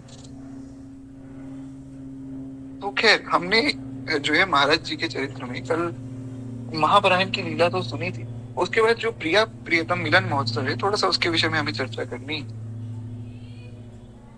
तो पहले एक बार वो सुन लेते हैं, उसके बाद फिर हम आगे बढ़ेंगे। कहते हैं संतों भक्तों के नित्य लीला में प्रवेश करने के पश्चात महोत्सव मनाने की प्रथा है। हमने इस पर कल भी चर्चा की थी कि जब संत और भक्त जाते हैं तो उसमें कोई रोने धोने की तो बात है नहीं, वो तो बड़ी प्रसन्नता की बात है। तो कहते हैं श्री ठाकुर जी की नित्य लीला सेवा तथा उनका अखंड सानिध्य यही भक्तों की चिर अभिलाषा है, जिससे इस लोक की यात्रा को संपूर्ण करके फिर वे भगवान के धाम में पहुंचते। जो भी धाम जिसका भी जो भाव बने, कोई कहे कि हम तो साकेत जा रहे हैं, कोई कहे बैकुंठ जा रहे हैं, कोई कहे हम तो जी गोलोक जा रहे हैं, कोई निकुंज जा रहा है, एक ही बात है, सब भगवान के धाम ही है। तो कहते हैं महापुरुषों के इस महोत्सव को निष्ठा एवं संप्रदाय भेद से अनेक नामों से माना जाता है। किसी संप्रदाय में उसको किसी नाम से मान लेते हैं, किसी संप्रदाय में कहीं उसको निकुंज गमन कह दिया, कहीं प्रिया प्रियतम मिलन महोत्सव कह दिया। इस प्रकार से एक ही बात है, बस नाम अलग अलग दिए जा रहे हैं। तो कहते हैं महापुरुषों के इस महोत्सव को बड़े प्रेम से मनाया जाता है। महाराज जी का ये महोत्सव, ये प्रिया प्रियतम मिलन महोत्सव जो है, इस नाम से दिनांक 19 जून से 25 जून 2006 तक श्री मलूक पीठ में आयोजित किया गया। अब अगर आपको याद हो, हमने कल सुना था 31 मई के दिन महाराज जी का महापरायण हुआ, यानी कि 1 जून की सुबह ब्रह्म मुहूर्त में, और वो भी वेदों की पंचमी थी उस दिन पे। बड़ी विशेष महाराज जी की जो महापरायण की लीला है बड़ी विशेष है, क्योंकि महाराज जी का जिस दिन महापरायण हुआ है वो दिन बड़ा अद्भुत है। महाराज कोई सामान्य दिन नहीं, बड़ा ही सुंदर दिवस, उसमें भी ब्रह्म मुहूर्त, उसमें भी भागवत जी की महाराज जी कथा सुन रहे थे, उसमें भी भगवान नाम संकीर्तन साथ में चल रहा है, भक्तमाल चल रही है, आदि आदि सब ग्रंथों का पाठ चल रहा है। श्री राधा सुधा निधि जी का पाठ भी श्री गुरुदेव भगवान ने उनको सुनाया, इत्यादि प्रकार से बहुत सुंदर सुंदर सब लीलाएं सुनाई। कपिल उपाख्यान महाराज जी ने सुना और सारी बातें सुनने के बाद श्रुति पंचमी के दिन महाराज जी ने ब्रह्म मुहूर्त में महापरायण किया है और बड़ा अद्भुत महापरायण हुआ महाराज जी का। तो कहते हैं इस प्रकार से महाराज जी का ये जो महापरायण 1 जून को हुआ, तो लगभग लगभग 17 जून से 25 जून को फिर महाराज जी का ये प्रिया प्रीतम मिलन महोत्सव मनाया गया और इसमें श्री वृंदावन एवं बाहर के अनेकों संत सम्मिलित हुए। महाराज जी को अपनी श्रद्धांजलि सबने अर्पित की। श्री अयोध्या से जगत गुरु श्री रामानंदाचार्य, श्री हरियाचार्य जी महाराज ने इस उत्सव में उपस्थित होकर महाराज जी के प्रति अपने भावोद्गार व्यक्त किए। परम पूज्य श्री मामा जी के मुख से भक्तमाल की रसमयी कथा हुई इस उत्सव पर, क्योंकि जब संत जा रहे हैं, अब कोई संसारी व्यक्ति गया तो सब बैठकर रो रहे हैं, महाराज उनकी गुणगान करते हैं कि भैया वो व्यक्ति इतना अच्छा था और इतना उसने सब काम कर दिया। हाँ, वो अलग बात है कि उसके मरने से पहले किसी को वो काम याद नहीं आया, तो बाद में सबको याद आता है।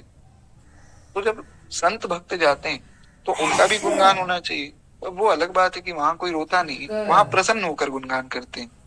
तो श्री ठाकुर जी की कथा होती है, भक्तमाल आदि की कथा होती है, विशेष रूप से भक्तमाल की कथा की जाती है कि भक्तों की महिमा वहां गाई जाती है। तो इस प्रकार से ये उत्सव होता है संतों के जाने का। हाँ, एक कष्ट बस सबके मन में ये रहता है कि अब जो है प्रत्यक्ष रूप से उन संत का हम दर्शन या उनका संभाषण नहीं सुन पाएंगे, बाकी अप्रत्यक्ष रूप से तो वे सदैव साथ में ही। कहते हैं महाराज जी के प्रति अपने भावों को व्यक्त करते हुए मामा जी ने कहा कि यदि महाराज जी भक्तमाल ग्रंथ की रचना से पूर्व हुए होते तो मेरा विश्वास है कि श्री नाभा गोस्वामी जी भक्तमाल ग्रंथ में अवश्य ही श्री महाराज जी का चरित्र लिखते। ये बात कोई सामान्य व्यक्ति नहीं कह रहा है, कोई मुझ जैसा व्यक्ति कहे तो शायद इतना विश्वास ना हो। ये बात परम श्रद्धेय श्री मामा जी ने कही है, जिन मामा जी के विषय में परम पूज्य गिरिराज जी वाले श्री गया प्रसाद जी महाराज पंडित जी कहा करते थे कि ये प्रेम है, ये शरीर है ही नहीं, इस शरीर में केवल और केवल प्रेम भरा है।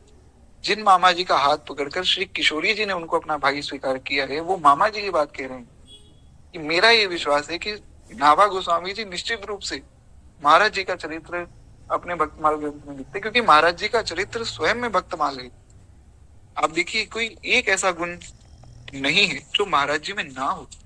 हमने भक्तमाल में इतने सब भक्तों का चरित्र सुना, दास का तो ऐसा विश्वास है कि जितने भक्तों का चरित्र हम सुनते हैं, उन भक्तों के सारे चरित्रों को मिला के महाराज जी का चरित्र हम साथ के साथ सुन रहे थे।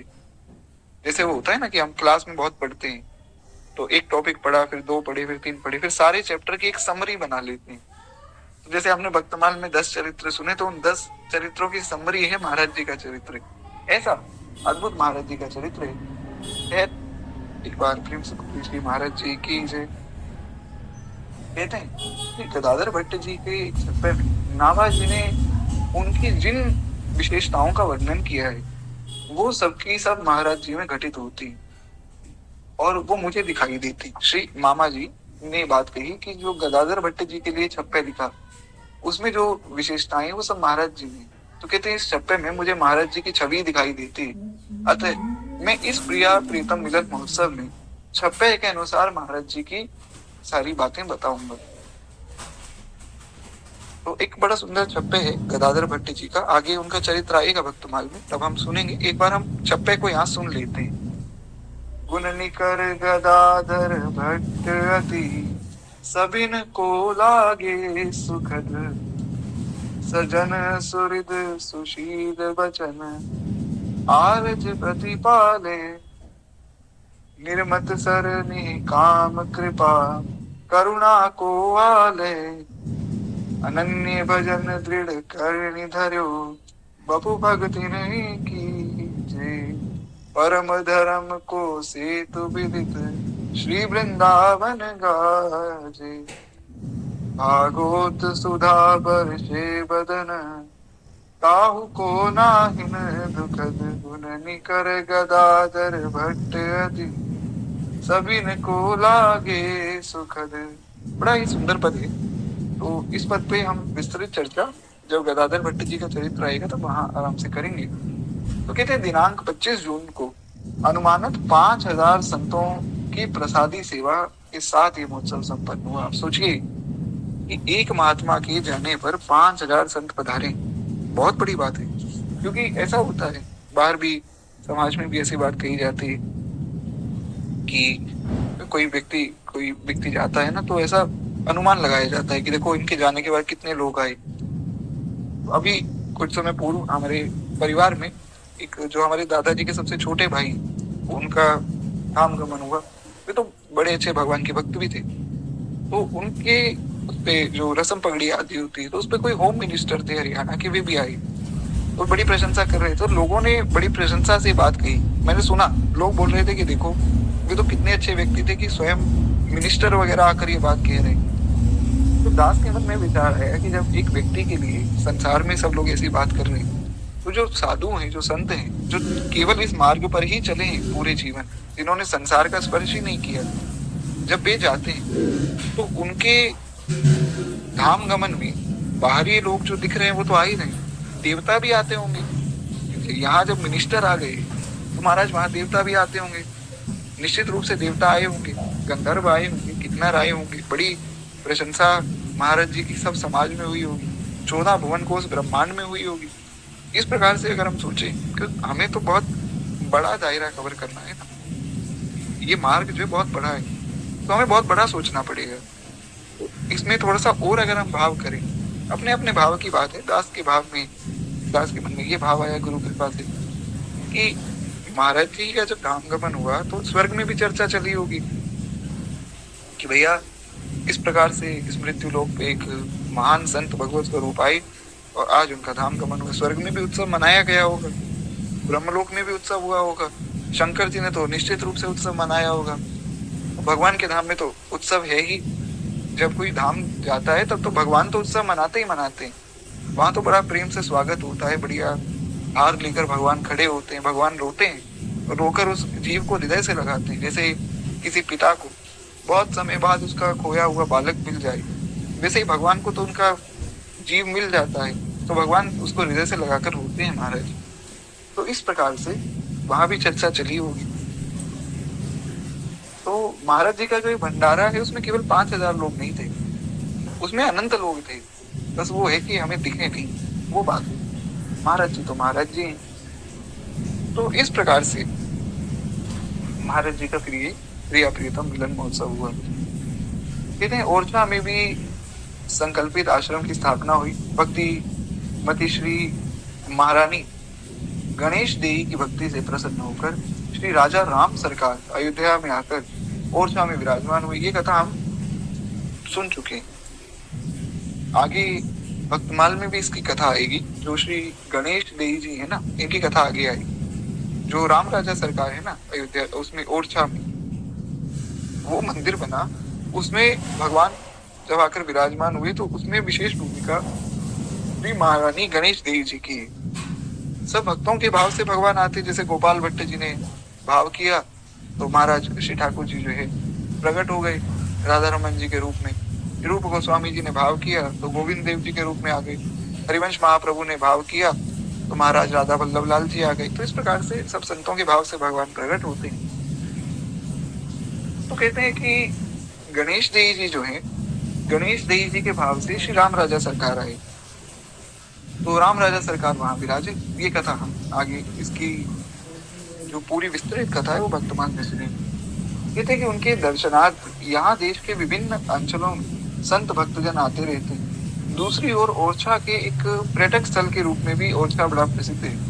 यहाँ भी जो है मध्ययुगीन इमारतें एवं राजा महाराजाओं की स्मारक आदि चिन्ह वो सब भी बने हुए हैं। तो लोग इधर उधर खोजते खाजते यहाँ आ जाते हैं। टूरिस्ट प्लेस भी इसको माना गया है। और खुजराहो नामक एक स्थल है जो कि ओरछा से विकास पर्यटन केंद्र के रूप में ही ओरछा में ही स्थित है। तो खुजराहो आदि को देखने भी लोग आते हैं। बड़ी संख्या में भारतीय एवं विदेशी नागरिक इस प्राचीन स्थल को देखने के लिए यहाँ आते हैं। पर्यटक स्थल के रूप में यहाँ पर होटल, अतिथि गृह आदि सब सुविधाएं भी, टूरिस्ट प्लेस है तो सब कुछ है ही, स्वाभाविक सी बात है। तो कहते हैं ओरछा में भी यही स्थिति है।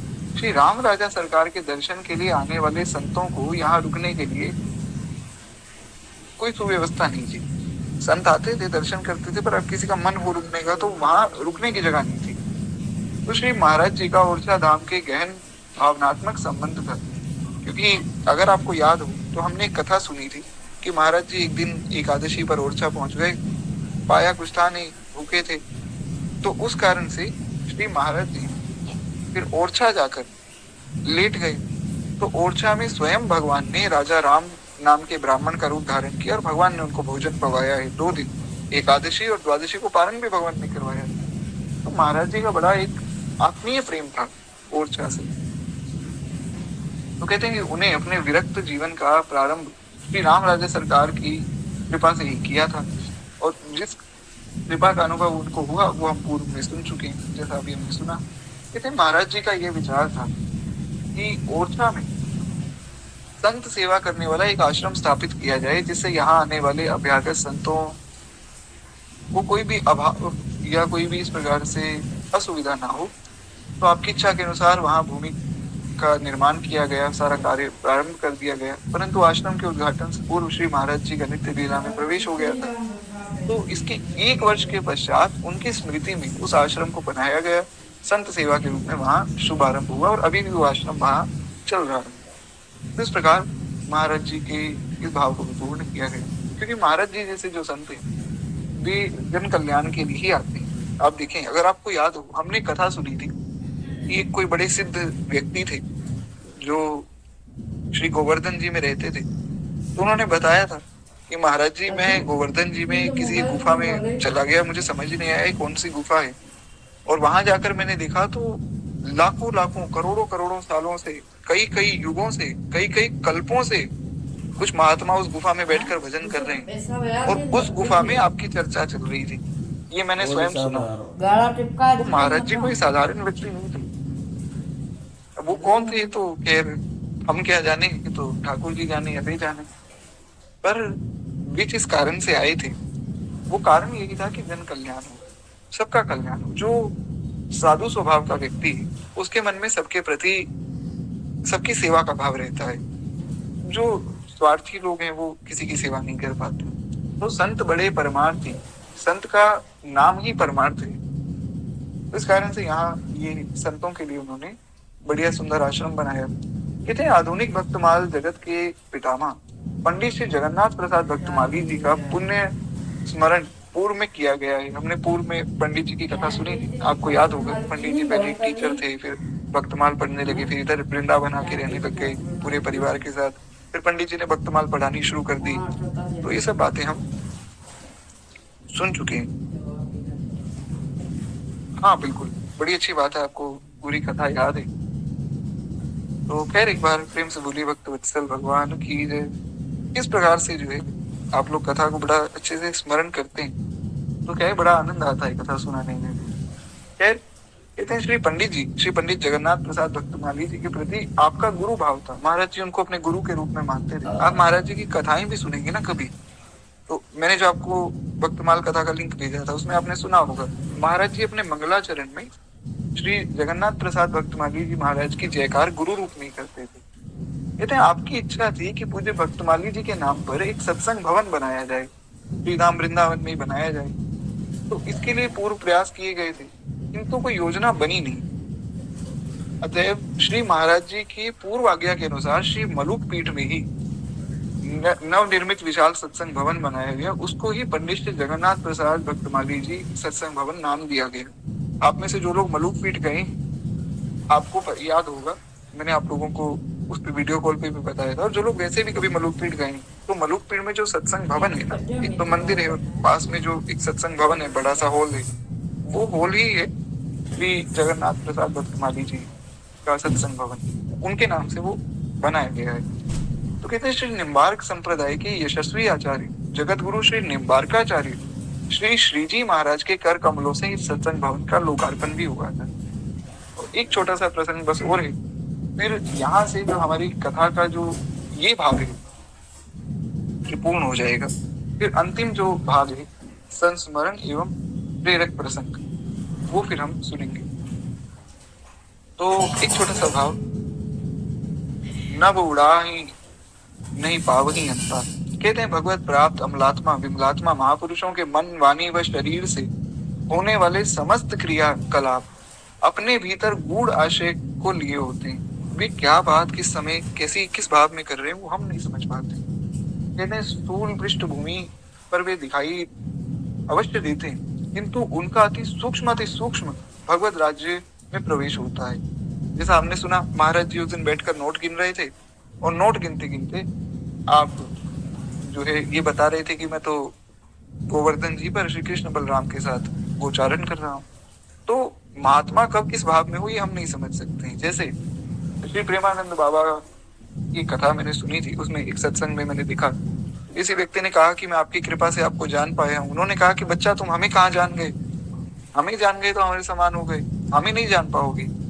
तो हम ये नहीं समझ पाएंगे कौन संत किस भाव में है। वे अपने भावों में रहते हैं, अपनी मस्ती में रहते हैं महाराज। तो कहते हैं इस प्रकार से ऐसी स्थिति में उन महापुरुषों का यथार्थ जीवन चरित्र वर्णन करना ये बड़ा ही दुष्कर कार्य है, क्योंकि अब ये नहीं पता ना वो किस भाव राज्य में क्या बात बोल रहे हैं। इसलिए जो भक्तमाल लिखी ना नाभा गोस्वामी जी ने, वो एक बड़ी विशेष बात है। नाभा गोस्वामी जी का सम्मान सारे साधु समाज में इसीलिए तो है। बार बार पदबंधों श्री नाभा आभाएन, बार बार पदबंधों। क्यों? क्योंकि नाभा जी ने वो कार्य कर दिया जो और कोई नहीं कर सकता था। सब आए महाराज, व्यास जी आए, वाल्मीकि जी आदि आदि सब भक्त आए, सबने भगवान का चरित्र लिखा, उसमें भक्तों की कथा भी लिखी, अच्छी बात। पर नाभा जी ने सारे भक्तों की कथा लिखी, तो उसमें कौन भक्त किस भाव में है, वो क्या उनका भाव राज्य है, ये जान पाना बड़ा कठिन है। नाभादास जी ने वो समझा फिर कथा लिखी, तो बहुत बड़ा उपकार उन्होंने समाज पर किया है। श्री नाभा गोस्वामी जी की बड़ी कृपा है सब पर। और उसमें भी विशेष बात, उसमें कोई संप्रदाय का आग्रह नहीं रखा कि हम तो जी रामानंदी हैं तो हमारे संप्रदाय के नाम से ग्रंथ, ऐसा नहीं। उन्होंने सबके लिए भक्तमाल का दरवाजा खोल दिया, कोई किसी संप्रदाय का हो, संप्रदाय भी छोड़िए, कोई शैव हो, कोई गानपत्य हो, कोई शाक्य हो, कोई भी हो, या कोई महाराज चंडाल भी हो जो किसी भी भजन साधन से किसी संप्रदाय परंपरा से दूर है, वो भी भक्तमाल को पढ़े तो उसका कल्याण हो जाए। तो इस प्रकार से नाभा गोस्वामी जी ने बड़ी कृपा की है। तो कहते हैं कि महाराज जी का पावन चरित्र इस कोटि का है कि उसको हम ना तो समझ सकते हैं और ना ही जान सकते हैं। तो इसलिए जो अनुभव दास को हुआ, यानी कि श्री गुरुदेव भगवान बता रहे हैं कि जो दास को अनुभव हुआ, जो हमने देखा, जो समझा, उस हिसाब से हमने अपने दृष्टिकोण से कथा को लिख दिया। तो इसमें कोई ये ना समझे कि पूर्ण रूप से महाराज जी का चरित्र है, क्योंकि हरि अनंत हरि कथा अनंत। और उसमें भी विशेष रूप से बात ये कि महाराज जी ने तो अपने भाव में लिखा, महाराज जी तो महाराज जी, लेकिन मुझ जैसा जो एकदम ही दीनहीन व्यक्ति, तो वो यहाँ बैठकर आपको कह रहा है। तो जो दास की समझ में आया गुरु कृपा से, तो यहाँ कह दिया गया। तो आप ये समझिए कि अति सूक्ष्म चरित्र अभी हमने समझा है। अभी हमने जो चरित्र सुना है ना इतने समय में, वो बड़ा ही सूक्ष्म चरित्र है। महाराज जी का वास्तविक चरित्र क्या है वो तो महाराज जी जाने। कहते हैं उनके वास्तविक स्वरूप को कौन समझ सकता है। इन पंक्तियों का लेखन अपने भीतर ऐसी योग्यता अनुभव नहीं करता है। कहते हैं महाराज जी के जीवन चरित्र का वर्णन, यह प्रयास उसी प्रकार से है जैसे अनंत आकाश में पक्षी अपने सामर्थ्य के अनुसार उड़ता है, किंतु संपूर्ण शक्ति लगाकर भी वो आकाश में एक छोटे से अंश को भी पार नहीं कर पाता है। बचपन में ऐसा मेरे मन में आता था कि इतना बड़ा आकाश है, इस आकाश के ऊपर क्या होगा। तो फिर जब ऊपर कोई पंछी उड़ता था तो मुझे बताया गया कि जो बाज है, जो ईगल है, वो सबसे ऊपर उड़ता है। तो मैं सोचता था शायद वो तो पूरे आसमान को देखता होगा, पर बात ये है कि महाराज जी बता रहे कि वो पक्षी जो अनंत आकाश में उड़ने की कोशिश कर रहा है, वो पूरा जोर लगाते तो भी अनंत आकाश को नहीं नाप सकता है, उसके एक छोटे से भाग को नाप सकता है। बस वैसे ही हमने जो चरित्र सुना है ये ऐसा ही है, अनंत आकाश है। और ये सबके ही चरित्र में ऐसा, भगवान के चरित्र में भी ऐसी ही बात है, महाराज जी जैसे महापुरुषों के चरित्र में भी ऐसी ही बात है। उनको हम कहाँ समझ पाएंगे। ये रस तो अति अमल है, कयो बुद्धि अनुमान, पंछी उड़े आकाश को जाहि शक्ति प्रमाण। इस प्रकार से भाव कहा गया। तो बड़ा सुंदर ये भाव है। अब देखिए, जैसा कि मैंने कहा था कि हम लोग प्रयास करेंगे कि कल तक, मतलब आज तक हमारा ये पूरा ग्रंथ पूरा हो जाए, पर नहीं हो पाएगा क्योंकि एक कुछ भाव और है। तो अब इतने विस्तार में जब सुन रहे हैं तो पूरा ही भाव अच्छे से सुनना चाहिए। तो कल एकादशी पर भी ये महाराज जी का चरित्र पूर्ण हो जाएगा। ये मतलब ग्रंथ एक तरह से हमारा ग्रंथ पूर्ण हो जाएगा। फिर हम दूसरा ग्रंथ शुरू करेंगे परसों से। तो एक छोटा सा भाव और सुने, बस केवल 5-10 मिनट आप लोग मुझे और दीजिए। तो कुछ 2-3 छोटे भाव सुनकर फिर हम वाणी को विश्राम देंगे।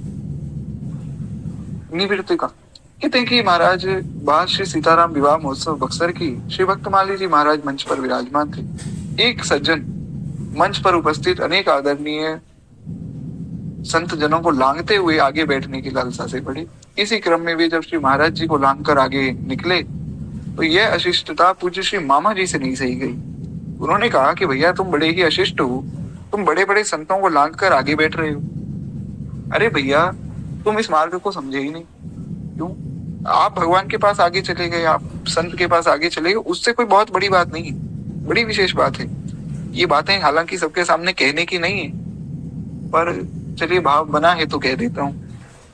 आप अगर किसी संत का दर्शन करने जा रहे हैं और आप उनके सामने जाकर बैठ गए तो उसमें कोई अच्छी बात है, बहुत अच्छी बात है। पर वो कोई ऐसा सोचे हम कि बस ये तो हमने सब कुछ हासिल किया, नहीं। संत ने आपको पहचान लिया और अगर आप पीछे खड़े और संत आपको आगे बुला लें तब वास्तव में जो है माना जाएगा कि हाँ आपने संत की आज्ञा को माना है। ये बात मैं नहीं कह रहा हूँ कि मुझे तो इन सब बातों का कुछ भान ही नहीं, मुझे तो कुछ पता ही नहीं। एक हमारे बड़े गुरु भैया हैं, उनसे एक दिन चर्चा हुई, किसी विषय पर चर्चा हो रही थी। तो जैसा मैंने बताया था कि मेरे जीवन में कुछ प्रश्न होता है तो मैं केवल उनसे पूछता हूँ। तो मैंने उनसे कुछ प्रश्न किया था, तो उस बात में उन्होंने एक और बात बताई। बोले लाला जब हम महाराज जी का दर्शन करने जाते हैं ना तो हम एकदम पीछे छुप जाते हैं, हमें बड़ी जो है लाज लगती है कि महाराज जी इतने बड़े जो है संत हैं और हम तो कुछ भी नहीं है उनके सामने। पर महाराज जी इतनी कृपा करते हैं, इतनी कृपा करते हैं कि हमें अगर वे देख लें कि ये आए हुए हैं वृंदावन में तो हमें हाथ पकड़कर आगे बुलाते हैं। तो ये वास्तव में जो है आपके प्रेम का प्रमाण है। मान लीजिए आप श्री ठाकुर जी के यहाँ पहुंच गए निकुंज में, या जो भी जैसा भी भाव है, जिस भी धाम में आप गए, आप पीछे खड़े हो गए और भगवान ने बुला लिया कि आओ भैया तुम आगे आओ, तब वास्तव में आपके प्रेम का प्रमाण जो है सिद्ध होता है। खैर ये सब बड़ी अंदर की बातें हैं संतों की। एक बार प्रेम से बोलिए भक्तवत्सल भगवान की जय। अब क्या है कि इतना सुंदर ये आज वातावरण बना है, बड़ी सुंदर सुंदर कथाएं हुई, तो ठीक है। आप सब वैसे भी भक्त वैष्णव जन है, सबके सामने बात कही जा सकती है। कहते हैं मंच के नीचे महाराज जी मतलब श्री मामा जी को ये बात ठीक नहीं लगी, तो मंच के नीचे एक स्थल पर मामा जी खड़े थे। वहीं से उन्होंने डांटते हुए कहा कि अरे आप क्या जानते हैं और आप हैं कौन? इनके समक्ष विद्यार्थी की श्रेणी में बैठने योग्य भी आप नहीं है, हम नहीं है, और यहाँ जितने भी लोग बैठे हैं ये महाराज जी के सामने विद्यार्थी बनने योग्य नहीं है, और तुम भैया इनको लांघ कर आगे जा रहे हो, तुम हो कौन? महाराज जी ने अभिमान रहित चित्त से, उनको तो कोई शोक था नहीं, महाराज जी तो आराम से बैठे रहे, उनको तो कोई ऐसा कष्ट हुआ ही नहीं। तो आपने जो शांत भाव से श्री मामा जी को कहा कि भैया क्या हो गया? अरे सब है भूमि गोपाल की है, या मैं खटक कहाँ? ऐसा महाराज जी ब्रज भाषा में बड़ी छोटी बात कहते थे पर बहुत बड़ी बात कह देते थे। ये तो अभी तक आपने उनके चरित्र में समझ ही लिया होगा कि महाराज जी बहुत ज्यादा नहीं बोलते थे, बहुत कम, अल्पभाषी, और जितना बोलते थे उसमें सब बोल देते थे। ये भगवान का गुण है। भगवान का रामचरित श्रीमद् वाल्मीकि रामायण में भगवान ने कहा माता कैकेयी को कि माँ रामो द्विर्ना विभाषते, राम एक बात को 2 बार नहीं बोलता है। एक बार जो बोल दिया बहुत सोच समझ के बोल दिया, और दूसरी बार बोलने की आवश्यकता ही नहीं। उसमें और भी भाव है कि भगवान बहुत कम बोलते हैं, और बहुत कम ही बोलना चाहिए, बहुत ज्यादा नहीं बोलना चाहिए, बहुत कम, शांत रहना चाहिए। साधक की प्रवृत्ति एकदम गंभीर होनी चाहिए। हम इधर उधर व्यर्थ की चर्चा में लगे हुए हैं, बोलते जा रहे हैं, बोलते जा रहे हैं, भजन कटेगा और ध्यान गंभीर है। तो महाराज जी ने सीधी बात कही कि भैया सब है भूमि गोपाल की है, यहाँ में खटक कहाँ? आप जो है इनसे कुछ मत कहिए, कोई बात नहीं, जहाँ बैठना चाहे बैठने दीजिए।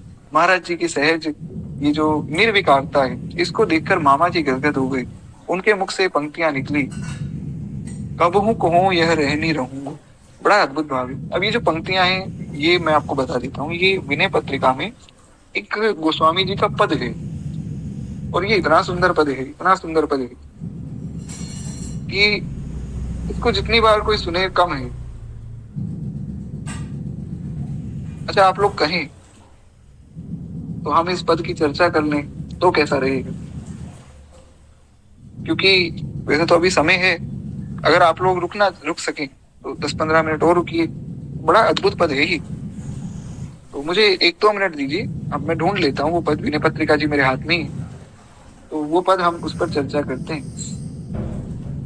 उतनी देर भगवान के नाम का संकीर्तन करें। श्री राम जय राम जय जय राम, श्री राम जय जय राम, जय जय श्यामा जय जय श्याम, जय जय श्री वृंदावन धाम, श्री राम जय जय राम, जय गो माता जय गोपाल, भक्त वत्सल प्रभु दीन दयाल, श्री राम जय जय राम, श्री राम जय जय राम, श्री राम जय जय राम, जय रघुनंदन जय सिया राम, जानकी वल्लभ सीताराम, श्री राम जय जय राम, जय जय श्यामा जय श्याम, जय जय श्री वृंदावन धाम, भक्त वत्सल भगवान की जय।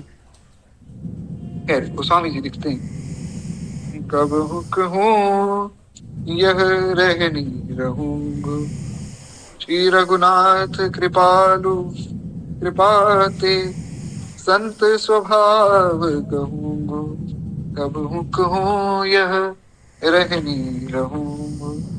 गोस्वामी जी कहते हैं, हालांकि इस पद पर हम बहुत विस्तृत चर्चा नहीं करेंगे, केवल एक सरल अर्थ कर रहे हैं। कहते हैं कि श्री रघुनाथ जी की कृपा से मैं कब संतों सा स्वभाव ग्रहण करूंगा, कब वो दिन आएगा जब मैं संतों के जैसा स्वभाव मेरे अंदर आ जाएगा।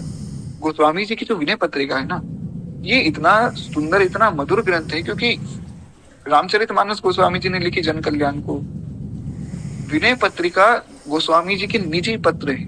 जो आंतरिक एक भाव होता है ना संत का, वो कोई नहीं जानता है, पर गोस्वामी जी ने उल्लेख दिया। गोस्वामी जी ने पत्र लिखे भगवान को, श्री राम जी को पत्र लिखे। अब वो उस पत्र में उन्होंने क्या लिखा होगा वो या तो राम जी जानते हैं या गोस्वामी जी जानते हैं, पर गोस्वामी जी इतने कृपालु हैं कि उन्होंने वो पत्र भी प्रकाशित कर दिए कि लो तुम भी पढ़ लो और तुम पढ़ के समझ लो जितना समझ सकते हो। इसलिए जो है गोस्वामी जी की पूरे संत समाज में बड़ी प्रशंसा है। सबने अपने भाव लिखे, सबने बहुत कृपा की, बात सब ठीक है, पर गोस्वामी जी ने अपना हृदय खोलकर रख दिया कि ये लो भैया, इसमें से जो ले सकते हो ले जाओ। ये संतों की कृपा है। संत रख देते हैं कि मैं क्या दे दूं, क्या कर दूं कि जिससे ये लोग समझ जाएं, भगवान की शरण में आ जाएं। तो इसलिए विनय पत्रिका तो कम से कम जीवन में एक बार सबको पढ़नी ही चाहिए। मेरा बड़ा विशेष आग्रह है, रामचरितमानस, भक्तमाल और विनय पत्रिका, ये 3 ग्रंथ तो सबको पढ़ने चाहिए। खैर बड़ा सुंदर भाव है। गोस्वामी जी कहते हैं, ऐसा दिन प्रभु कब आएगा हे नाथ, जब मैं संतों का रहन सहन, संतों की जो जीवन शैली है उसको मैं समझूंगा, उसको मैं अपनाऊंगा। कब मैं भी संतों की तरह रहूंगा, कब मैं भी संत बनूंगा। कहते हैं, जथा लाभ संतोष सदा, काहू सो कछु न चाहूंगो, परहित निरत निरंतर मन क्रम, वचन नेम निबहूंगो, कब हुक हूँ यह रहनी रहूंगो। अब अगर आपको याद हो तो ये जो 2 पंक्तियां हैं, ये नवदा भक्ति की पंक्तियां हैं, जिसमें भगवान ने कहा कि 8वीं जथा लाभ संतोषा, सपने नहीं देख नहीं पर दोसा।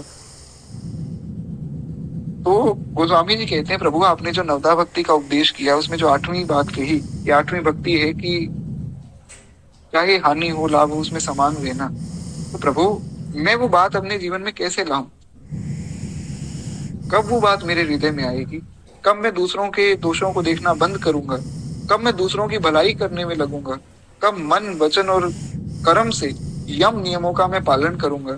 हे प्रभु, आप मुझ पर कृपा कीजिए और मुझे बताइए किस प्रकार से मैं भजन में लगूंगा। पुरुष वचन सिद्धु से श्रवण, सुनीते ही पावना दूंगो। विगत मान सम शीतल मन पर, गुण नहीं दोष कहूंगो। कबहु कहूँ यह रहनी रहूंगो। कहते हैं, हे नाथ, कानों से अति कठोर और असहनीय वचन सुनकर भी उनसे उत्पन्न होने वाला क्रोध, उससे मैं कैसे बचूं। जब कोई हमारी निंदा करता है तो हमें बड़ा क्रोध आता है महाराज। तो गोस्वामी जी कहते हैं कि मैं उस क्रोध से कैसे बचूं, कब बचूंगा। हे नाथ, अभिमान को छोड़कर सब में समान बुद्धि मैं कब रखूंगा, कब मैं मन को शांत रखूंगा। ये बड़ी सुंदर बात है, क्योंकि यही बात भगवान ने जो है नवदा भक्ति में 7वीं भक्ति कही। सातवीं सममोहि मय जग देखा, मोते अधिक संत करी लेखा। तो इस पद से एक बात तो स्पष्ट हो गई कि जो गोस्वामी जी ने नवदा भक्ति लिखी रामचरितमानस में, अब गोस्वामी जी ने पत्र में वो लिखकर भेज दिया। कितनी सुंदर बात है अगर आप समझें। देखिए क्या है कि इन कथाओं का मनन कैसे करना है। ऐसे ही तो मनन करना है। आपने नवदा भक्ति सुन ली, अब आपने ये पद सुन लिया, अब आपके मन में क्या भाव आएगा। ये भाव आएगा कि देखो गोस्वामी जी ने नवदा भक्ति का उपदेश दे दिया। फिर गोस्वामी जी ने अपने भाव में उन्होंने क्या मनन किया, उन्होंने ये मनन किया कि उन्होंने पत्र लिखा राम जी को कि प्रभु, ये मैंने नवदा भक्ति जो आपने बताई है ये मैंने लिख तो दी, अब मैं ये नवदा भक्ति अपने जीवन में कैसे लाऊं। तो हे प्रभु आप मुझे बताइए। तो पत्र लिखकर भेज दिया। तो जब गोस्वामी जी भेज सकते हैं तो हम क्यों नहीं भेज सकते। हम भी भगवान को पत्र लिखें, हम भी कहें श्री ठाकुर जी को कि प्रभु आज हमने कथा में नवदा भक्ति के विषय में सुना था, तो हे प्रभु हमें बताइए हम किस प्रकार से नवदा भक्ति अपने जीवन में लाएं, किस प्रकार से जो है मैं गुरु जी की आज्ञा मानूं, किस प्रकार से मैं संतों की सेवा करूं, किस प्रकार से कथा सुनूं। आप पूछकर तो देखिए, आप पत्र लिखकर तो देखिए महाराज, भगवान जवाब क्यों नहीं देंगे। हम लिखते ही नहीं, फिर हम कहते हैं भगवान हम हमसे बोलते नहीं। क्यों बोलेंगे, हम पूछ ही नहीं रहे उनसे। ये है कथा सुनने का ढंग। ये गोस्वामी जी सिखा रहे हैं, गोस्वामी जी बता रहे हैं। गोस्वामी जी कहते हैं प्रभु आप बताइए कब जो है मैं समबुद्धि रखकर मन को शांत रखूंगा। कहते हैं कब जो है दूसरों के दोषों को नहीं देखूंगा, दूसरों की स्तुति निंदा आदि से मुझे कोई फर्क नहीं पड़ेगा। हे प्रभु, कब जो है मैं समान भाव में आ जाऊंगा। और अंत में बड़ी सुंदर बात कही गोस्वामी जी ने कहा, पर हरि देह जनित चिंता दुख, सुख समबुद्धि सहूंगो। तुलसीदास प्रभु यही पत्र राखी, अभी चल हरि भक्ति रहूंगो। कब कहूँ यह रहनी रहूंगो। कहते हैं नाथ, शरीर संबंधी चिंताओं को छोड़कर सुख दुख में समान भाव से मैं कैसे रहूंगा। हे नाथ, क्या तुलसीदास इस मार्ग पर रहकर कभी अविचल हरि भक्ति को प्राप्त कर पाएगा। गोस्वामी जी जो भगवत प्राप्त महापुरुष हैं वो ये बात कह रहे हैं कि क्या मुझे कभी भक्ति मिल पाएगी। ये है धन्यता। यार एक बार प्रेम से बोलिए श्री गोस्वामी जी महाराज की जय। बड़ा सुंदर पद है, बड़ी कृपा है श्री मामा जी महाराज की कि उनके भाव से जो है ये पद भी हमारा हो गया। बड़े दिनों से मेरे मन में था कि इस पद पर हम चर्चा करें कभी कथा में, हो नहीं पा रही थी, तो आज हो गई प्रभु कृपा से। बस एक छोटा सा प्रसंग और सुनो, तो उसके बाद वाणी को विश्राम देंगे। महाराज जी की असीम सहन शक्ति। कहते हैं सुदामा कुटी में श्री महाराज जी का निवास स्थल श्री रामानंद पुस्तकालय में रहा और महाराज जी की अनुपस्थिति में प्रायः संत वहां सहज रूप से स्वभाववशात कुछ ऐसा व्यवहार करते जो औरों के लिए आपत्तिजनक होता। एक बार महाराज जी की यात्रा से लौटने पर उनसे शिकायत की गई कि ये संत जन यहाँ बैठकर अनुचित व्यवहार करते हैं। क्यों, क्या अनुचित व्यवहार कर दिया। कहते हैं कि भांग घोटते हैं महाराज। भांग घोटना कहाँ तक सही है संतों के लिए, तो आखिर कहाँ तक सहन किया जाए। लोगों ने विरोध किया। अच्छा, मैं कल भी देख रहा था कि ऐसे ही सेम टू सेम बात कल इंस्टाग्राम पे एक वीडियो आई, उसमें कुछ लोग ऐसा विरोध कर रहे हैं कि देखो जी ये प्रेमानंद जी महाराज निकल जाते हैं रात को 2 बजे, हमें बड़ा कष्ट होता है, हम 12 बजे घर पे आ रहे हैं तो आ नहीं पा रहे हैं। तो एक व्यक्ति ने कमेंट किया कि तुम 12 बजे घर से बाहर गए क्यों। मुझे बड़ा अच्छा लगा। तो लोग ऐसी उल्टी सीधी बातें करते रहते संतों के विषय में। अब यही कोई मान लीजिए कोई बड़ा फिल्म स्टार आ जाए, कोई नेता अभिनेता आ जाए, तब किसी को कोई दिक्कत नहीं है। महाराज जी संतों संतों को लेकर सब जनों का कल्याण करने जा रहे हैं, तो संतों के साथ में महाराज जी सबको दर्शन दे रहे हैं, सबको भगवान का दर्शन हो रहा है, लोगों को उसमें आपत्ति है। तो लोगों को रहता है कि किसी ना किसी प्रकार से दूसरे का कल्याण ना हो जाए। खैर, इसी प्रकार से महाराज जी से शिकायत की गई कि कहाँ तक सहा जाए, ये संतों का व्यवहार बिल्कुल अनुचित है। अच्छा, मुझे हंसी आती है ये बात सुनकर कि हमने ना तो इस मार्ग को समझा, ना हम इस मार्ग पर चले, और हम सीधा कह देते हैं कि जी अमुक संत गलत कर रहे हैं। अरे भैया, वो बचपन से इस मार्ग पर चल रहे हैं, वो 9-10 साल की उम्र से, 5 साल की उम्र से, 6 साल की उम्र से घर से भागकर वो संन्यास ले चुके। हम उनको समझा रहे हैं कि तुम्हें क्या करना चाहिए क्या नहीं। वही बात हो गई जैसे भगवान की लीला सुनकर कोई कहे अरे भगवान को तो गोपियों के वस्त्र नहीं चुराने चाहिए। अरे हम कैसे समझा सकते हैं, ये समझना है। खैर, महाराज जी तो महाराज जी, तो महाराज जी को तो इन सब बातों से कोई फर्क नहीं है, पर ये बात ठीक नहीं। महाराज जी जो कार्य कर रहे हैं, मैं तो कहता हूँ केवल वृंदावन ही नहीं, सारी जगह पर भीड़ लग जाए, ऐसी महाराज जी का स्वास्थ्य इतना सुंदर हो जाए कि सारा भारत ही वृंदावन बन जाए, कितना अच्छा हो जाएगा। खैर, एक बार प्रेम से बोलिए भक्तवत्सल भगवान की जय। कहते हैं कि महाराज, इस प्रकार से लोगों ने कहा कि कहाँ तक सहा जाएगा ये व्यवहार, ये संत यहाँ बैठकर बहुत उल्टे सीधे काम करते हैं, हमारी सहन शक्ति की भी एक सीमा है। तो इस प्रकार से सारी बातें कही। तो शांत मुद्रा में महाराज जी ने कहा कि उपासना करते हो, किंतु उपासना करना आता नहीं। अरे भाई, सहन शक्ति की जय हो, धन्य है महाराज जी का भाव। महाराज जी ने कहा कि भैया तुम उपासना कर रहे हो, तुम्हें उपासना करनी ही नहीं आती। क्यों? क्योंकि महाराज जी ने कहा जब तुम ये कह रहे हो कि हमारी सहन शक्ति है और उसमें तुमने एक सीमा बांध दी। आप समझिए, मैं एक बात आपको कहूं कि आप जो है एक जगह पर कहीं भी भाग सकते हैं, मतलब पूरी एक, मैं आपको एक लैंड दे दूं कि इतने एकड़ में आप कहीं भी भागिए, उसमें मैं एक बाउंड्री लगा दूं कि इस बाउंड्री से आगे नहीं भागना है। ये तो मूर्खता वाली बात हो गई। जब कहीं भी भाग सकते हैं तो बाउंड्री क्यों लगा दी?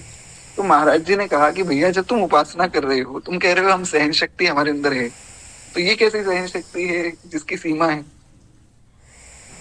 तो इस प्रकार से महाराज जी ने उनको उत्तर दिया, और श्री महाराज जी के मुख से निकला वाक्य वो अंतर्मन में बड़ा ही चरित्रांकित हो गया, और सबने उस बात को समझा। तो वहां से पता लगा कि महाराज जी की जो सहन शक्ति है वो असामान्य है, उसकी सीमा नहीं है। और ये बड़ी विशेष बात है, ये कैसी सहन शक्ति है जिसकी कोई सीमा हो। खैर, किस प्रकार से महाराज जी ने सबको उपदेश दिया है, तो एक बार प्रेम से बोलिए भक्तवत्सल भगवान की जय। अब अगर आप लोग कहें तो एक छोटा सा प्रसंग बस मैं और सुना दूं, 2-3 मिनट का बस। क्या है कि कल फिर ये हमारा ग्रंथ पूर्ण हो नहीं पाएगा, मैं जानता हूँ हम बड़े विस्तार में चलते रहेंगे तो ये ग्रंथ कल नहीं हो पाएगा। तो एक प्रसंग छोटा, क्योंकि ये जो प्रसंग है ना, देखिए जो कथा अभी तक हमने सुनी, ये सब कथाएं महाराज जी ने स्वयं देखी, गुरुदेव भगवान ने देखी, सुनी। उन्होंने जो आसपास संतों से पूछा, महाराज जी के गांव जाकर पूछा, सब जगह पर पूछ पाछ कर जो उनको सारी इंफॉर्मेशन मिली वो उन्होंने लिखी है। ये जो छोटे छोटे प्रसंग है ना, इनमें से कुछ प्रसंग ऐसे हैं जो महाराज जी के अन्य शिष्यों ने कहे, उसमें से नाम नहीं है, बस कुछ शिष्यों ने कह दिया कि जी हमें भी कुछ प्रसंग पता है महाराज जी के जीवन का, तो हम भी बता रहे हैं। अब जैसे ये जो सहन शक्ति वाली बात है, जिस व्यक्ति को महाराज जी ने कहा होगा कि भैया तुम्हें सहन शक्ति का मतलब ही नहीं पता है, सहन शक्ति वो कैसी शक्ति है जो जिस पे सीमा लग गई, तो ये बात सबको थोड़ी पता है, तो उनको पता है, महाराज जी को पता है। तो उन्होंने आकर बताई कि आप अगर ग्रंथ लिख रहे हैं तो हमारी बात भी लिख दीजिए। नाम नहीं बताया, बात बता दी। तो ये वो छोटे छोटे प्रसंग हैं जो साधकों को महाराज जी ने शिक्षा दी। तो बड़ी सुंदर जो है ये कथाएं, छोटी छोटी कथाएं, ज्यादा बड़ी नहीं। तो एक छोटा सा भाव बस और सुन लेते। कहते महाराज जी एक बार चोमू के देहाती अंचल में कथा कहने गए। चोमू जो है जयपुर के पास में एक जगह है चोमू, तो वहां महाराज जी गांव में कथा कहने के लिए गए थे। तो कहते वहां चोमू में जब महाराज जी पधारे तो ठहरने की कोई व्यवस्था नहीं थी, चारों ओर मिर्ची के खेत थे, और संतों के उपयोग के लिए आवास कक्ष में एक कोने में कुछ हरी मिर्च रख दी गई थी कि संत अगर रहेंगे तो हरी मिर्च वहां उनके पास में रख दी गई। सप्ताह भर में प्रायः वो मिर्च लाल हो चुकी थी, सूख जाती है मिर्च से तो वो लाल हो जाती है, शायद ऐसा ही होता है, बाकी जो माताएं उनको ज्यादा पता होगा इस विषय में। तो मिर्चें लाल हो गई, कहते वहां से चलते समय महाराज जी ने उन्हें भावपूर्ण दृष्टि से देखा और अपने परिजन को आदेश दिया कि ये मिर्च जो है अपने साथ ले लो। तो सबने कहा कि महाराज जी मिर्चों को साथ लेकर हम क्या करेंगे? बोले कोई बात नहीं, हम कह रहे हैं तुम साथ में ले लो। तो ले ली। तो वृंदावन पहुंचकर आपने वो मिर्च धोई, अमनिया करके दाल में छोड़ दी और संत सेवा के लिए प्रदत्त उन नग्न मूल्य वाली मिर्चों को संत सेवा में पहुंचाकर आपको संतोष प्राप्त हुआ। कैसी दृष्टि है संतों की कि आपने सोचा कि ये मिर्चें यहाँ पड़ी हैं, यहाँ पड़ी पड़ी जो है ये मिर्चें बेकार हो जाएंगी, सूख जाएंगी, इससे अच्छा इनको हम वृंदावन ले जाते हैं, क्योंकि संत सेवा के लिए मिर्चें दी गई थी हमें, तो संत सेवा में लगाया जाए। तो धन्य है वो मिर्चें जो महाराज जी के हाथ लगी और संत सेवा में पहुंच गई। तो इस प्रकार से आपकी बड़ी ही अद्भुत सेवा की दृष्टि थी। हर चीज को वो सेवा से जोड़ देते। किस प्रकार से संतों की, भगवान की मैं सेवा कर दूं इस वस्तु से, यही महाराज जी का भाव रहता है।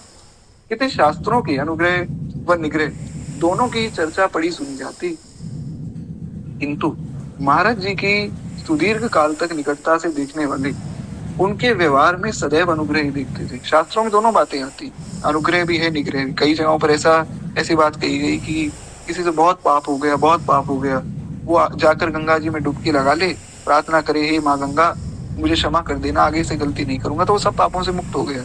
बस वो मान ले, वो हो गया, तत्क्षण हो गया। आप कुंभ जा रहे हैं, कुंभ जाकर प्रार्थना कीजिए, हे प्रयागराज जी हमसे जो भूल हुई हमें क्षमा कीजिए, आगे से हम भूल नहीं करेंगे, आप सब पापों से मुक्त हो गए।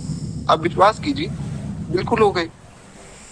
वहां जाकर प्रयागराज जी को आप जो है रामचरितमानस की चौपाइयां सुना दीजिए, भगवान का नाम सुना दीजिए, तो प्रयागराज भी प्रसन्न हो जाएंगे। तो वो सब बातें ठीक है। शास्त्रों में ये वचन भी आया कि कोई अगर जो है कुछ वो दंडता करे तो उसको दंड दो, और ऐसा कठोर दंड दो कि वो सोच भी ना पाए ऐसे दंडता के विषय में। दोनों बातें। पर महाराज जी के जीवन में दो बातें नहीं, महाराज जी के जीवन में एक ही बात रही, वो है अनुग्रह। वो सब पर कृपा ही करते रहे, उन्होंने कभी डांटा ही नहीं, किसी पर महाराज कभी क्रोध ही नहीं किया। एक बार हमारे गुरुदेव भगवान बालक ही थे, तो उनको एक आदत थी कि वो हाथ धोकर हाथ को ऐसे झिटकते थे, पहुंचते नहीं थे।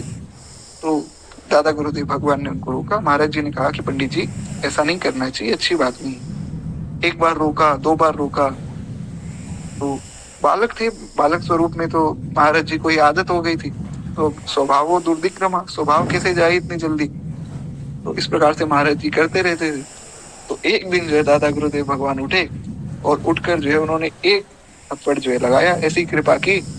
तो गुरुदेव भगवान कहते हैं उसके बाद से हमने कभी हाथ ही नहीं झिटका। पर वो भी कोई निग्रह नहीं था, वो कोई डांट नहीं थी, वो उनका अनुग्रह था, वो उनकी कृपा थी, क्योंकि स्वभाव इतनी जल्दी छूटता नहीं है। पर महापुरुषों का स्पर्श हो गया तो स्वभाव छूट गया। तो इस प्रकार से आपके जीवन में केवल और केवल कृपा ही थी, कभी कोई क्रोध था ही नहीं। कहते हैं गोवर्धन एवं वृंदावन निवास की लगभग 6 दशकों की अवधि में इतने ही लोगों ने उनकी भांति भांति से प्रवचना की है, और अनेक बार उनके स्वरूप को ना समझ पाने के कारण महाराज जी की अवहेलना भी बहुत लोगों ने की। अनेक बार महाराज जी के प्रति कृतज्ञता भी लोगों ने की। जैसे हमने एक कथा सुनी थी, अगर आपको याद हो, एक व्यक्ति महाराज जी से पैसे लेकर गए थे 10,000 रुपए कि आपकी जो भक्तमाल की पुस्तक है वो हम छाप देंगे, पर वो उसके बाद उस पैसे से गाड़ी ले ली और भाग गए। तो महाराज जी ने उन पर भी कृपा की, उनको भी डांटा नहीं, बोले कोई बात नहीं भैया तुमने पैसे ले लिए, कोई बात नहीं। तो इस प्रकार से तो महाराज जी के साथ ऐसा बहुत बार, क्योंकि महाराज जी के स्वरूप को नहीं समझा ना। अब कोई स्वरूप को समझ जाए कि इतने बड़े महात्मा हैं, तब तो फिर सब हाथ जोड़कर खड़े हो जाएं, पर स्वरूप को समझा नहीं, तो उनका ऐसा बहुत सा अपमान भी किया गया लोगों द्वारा। इतना सब होने पर भी महाराज जी ने कभी किसी का निग्रह नहीं किया, अपितु सदा सब पर अनुग्रह ही किया।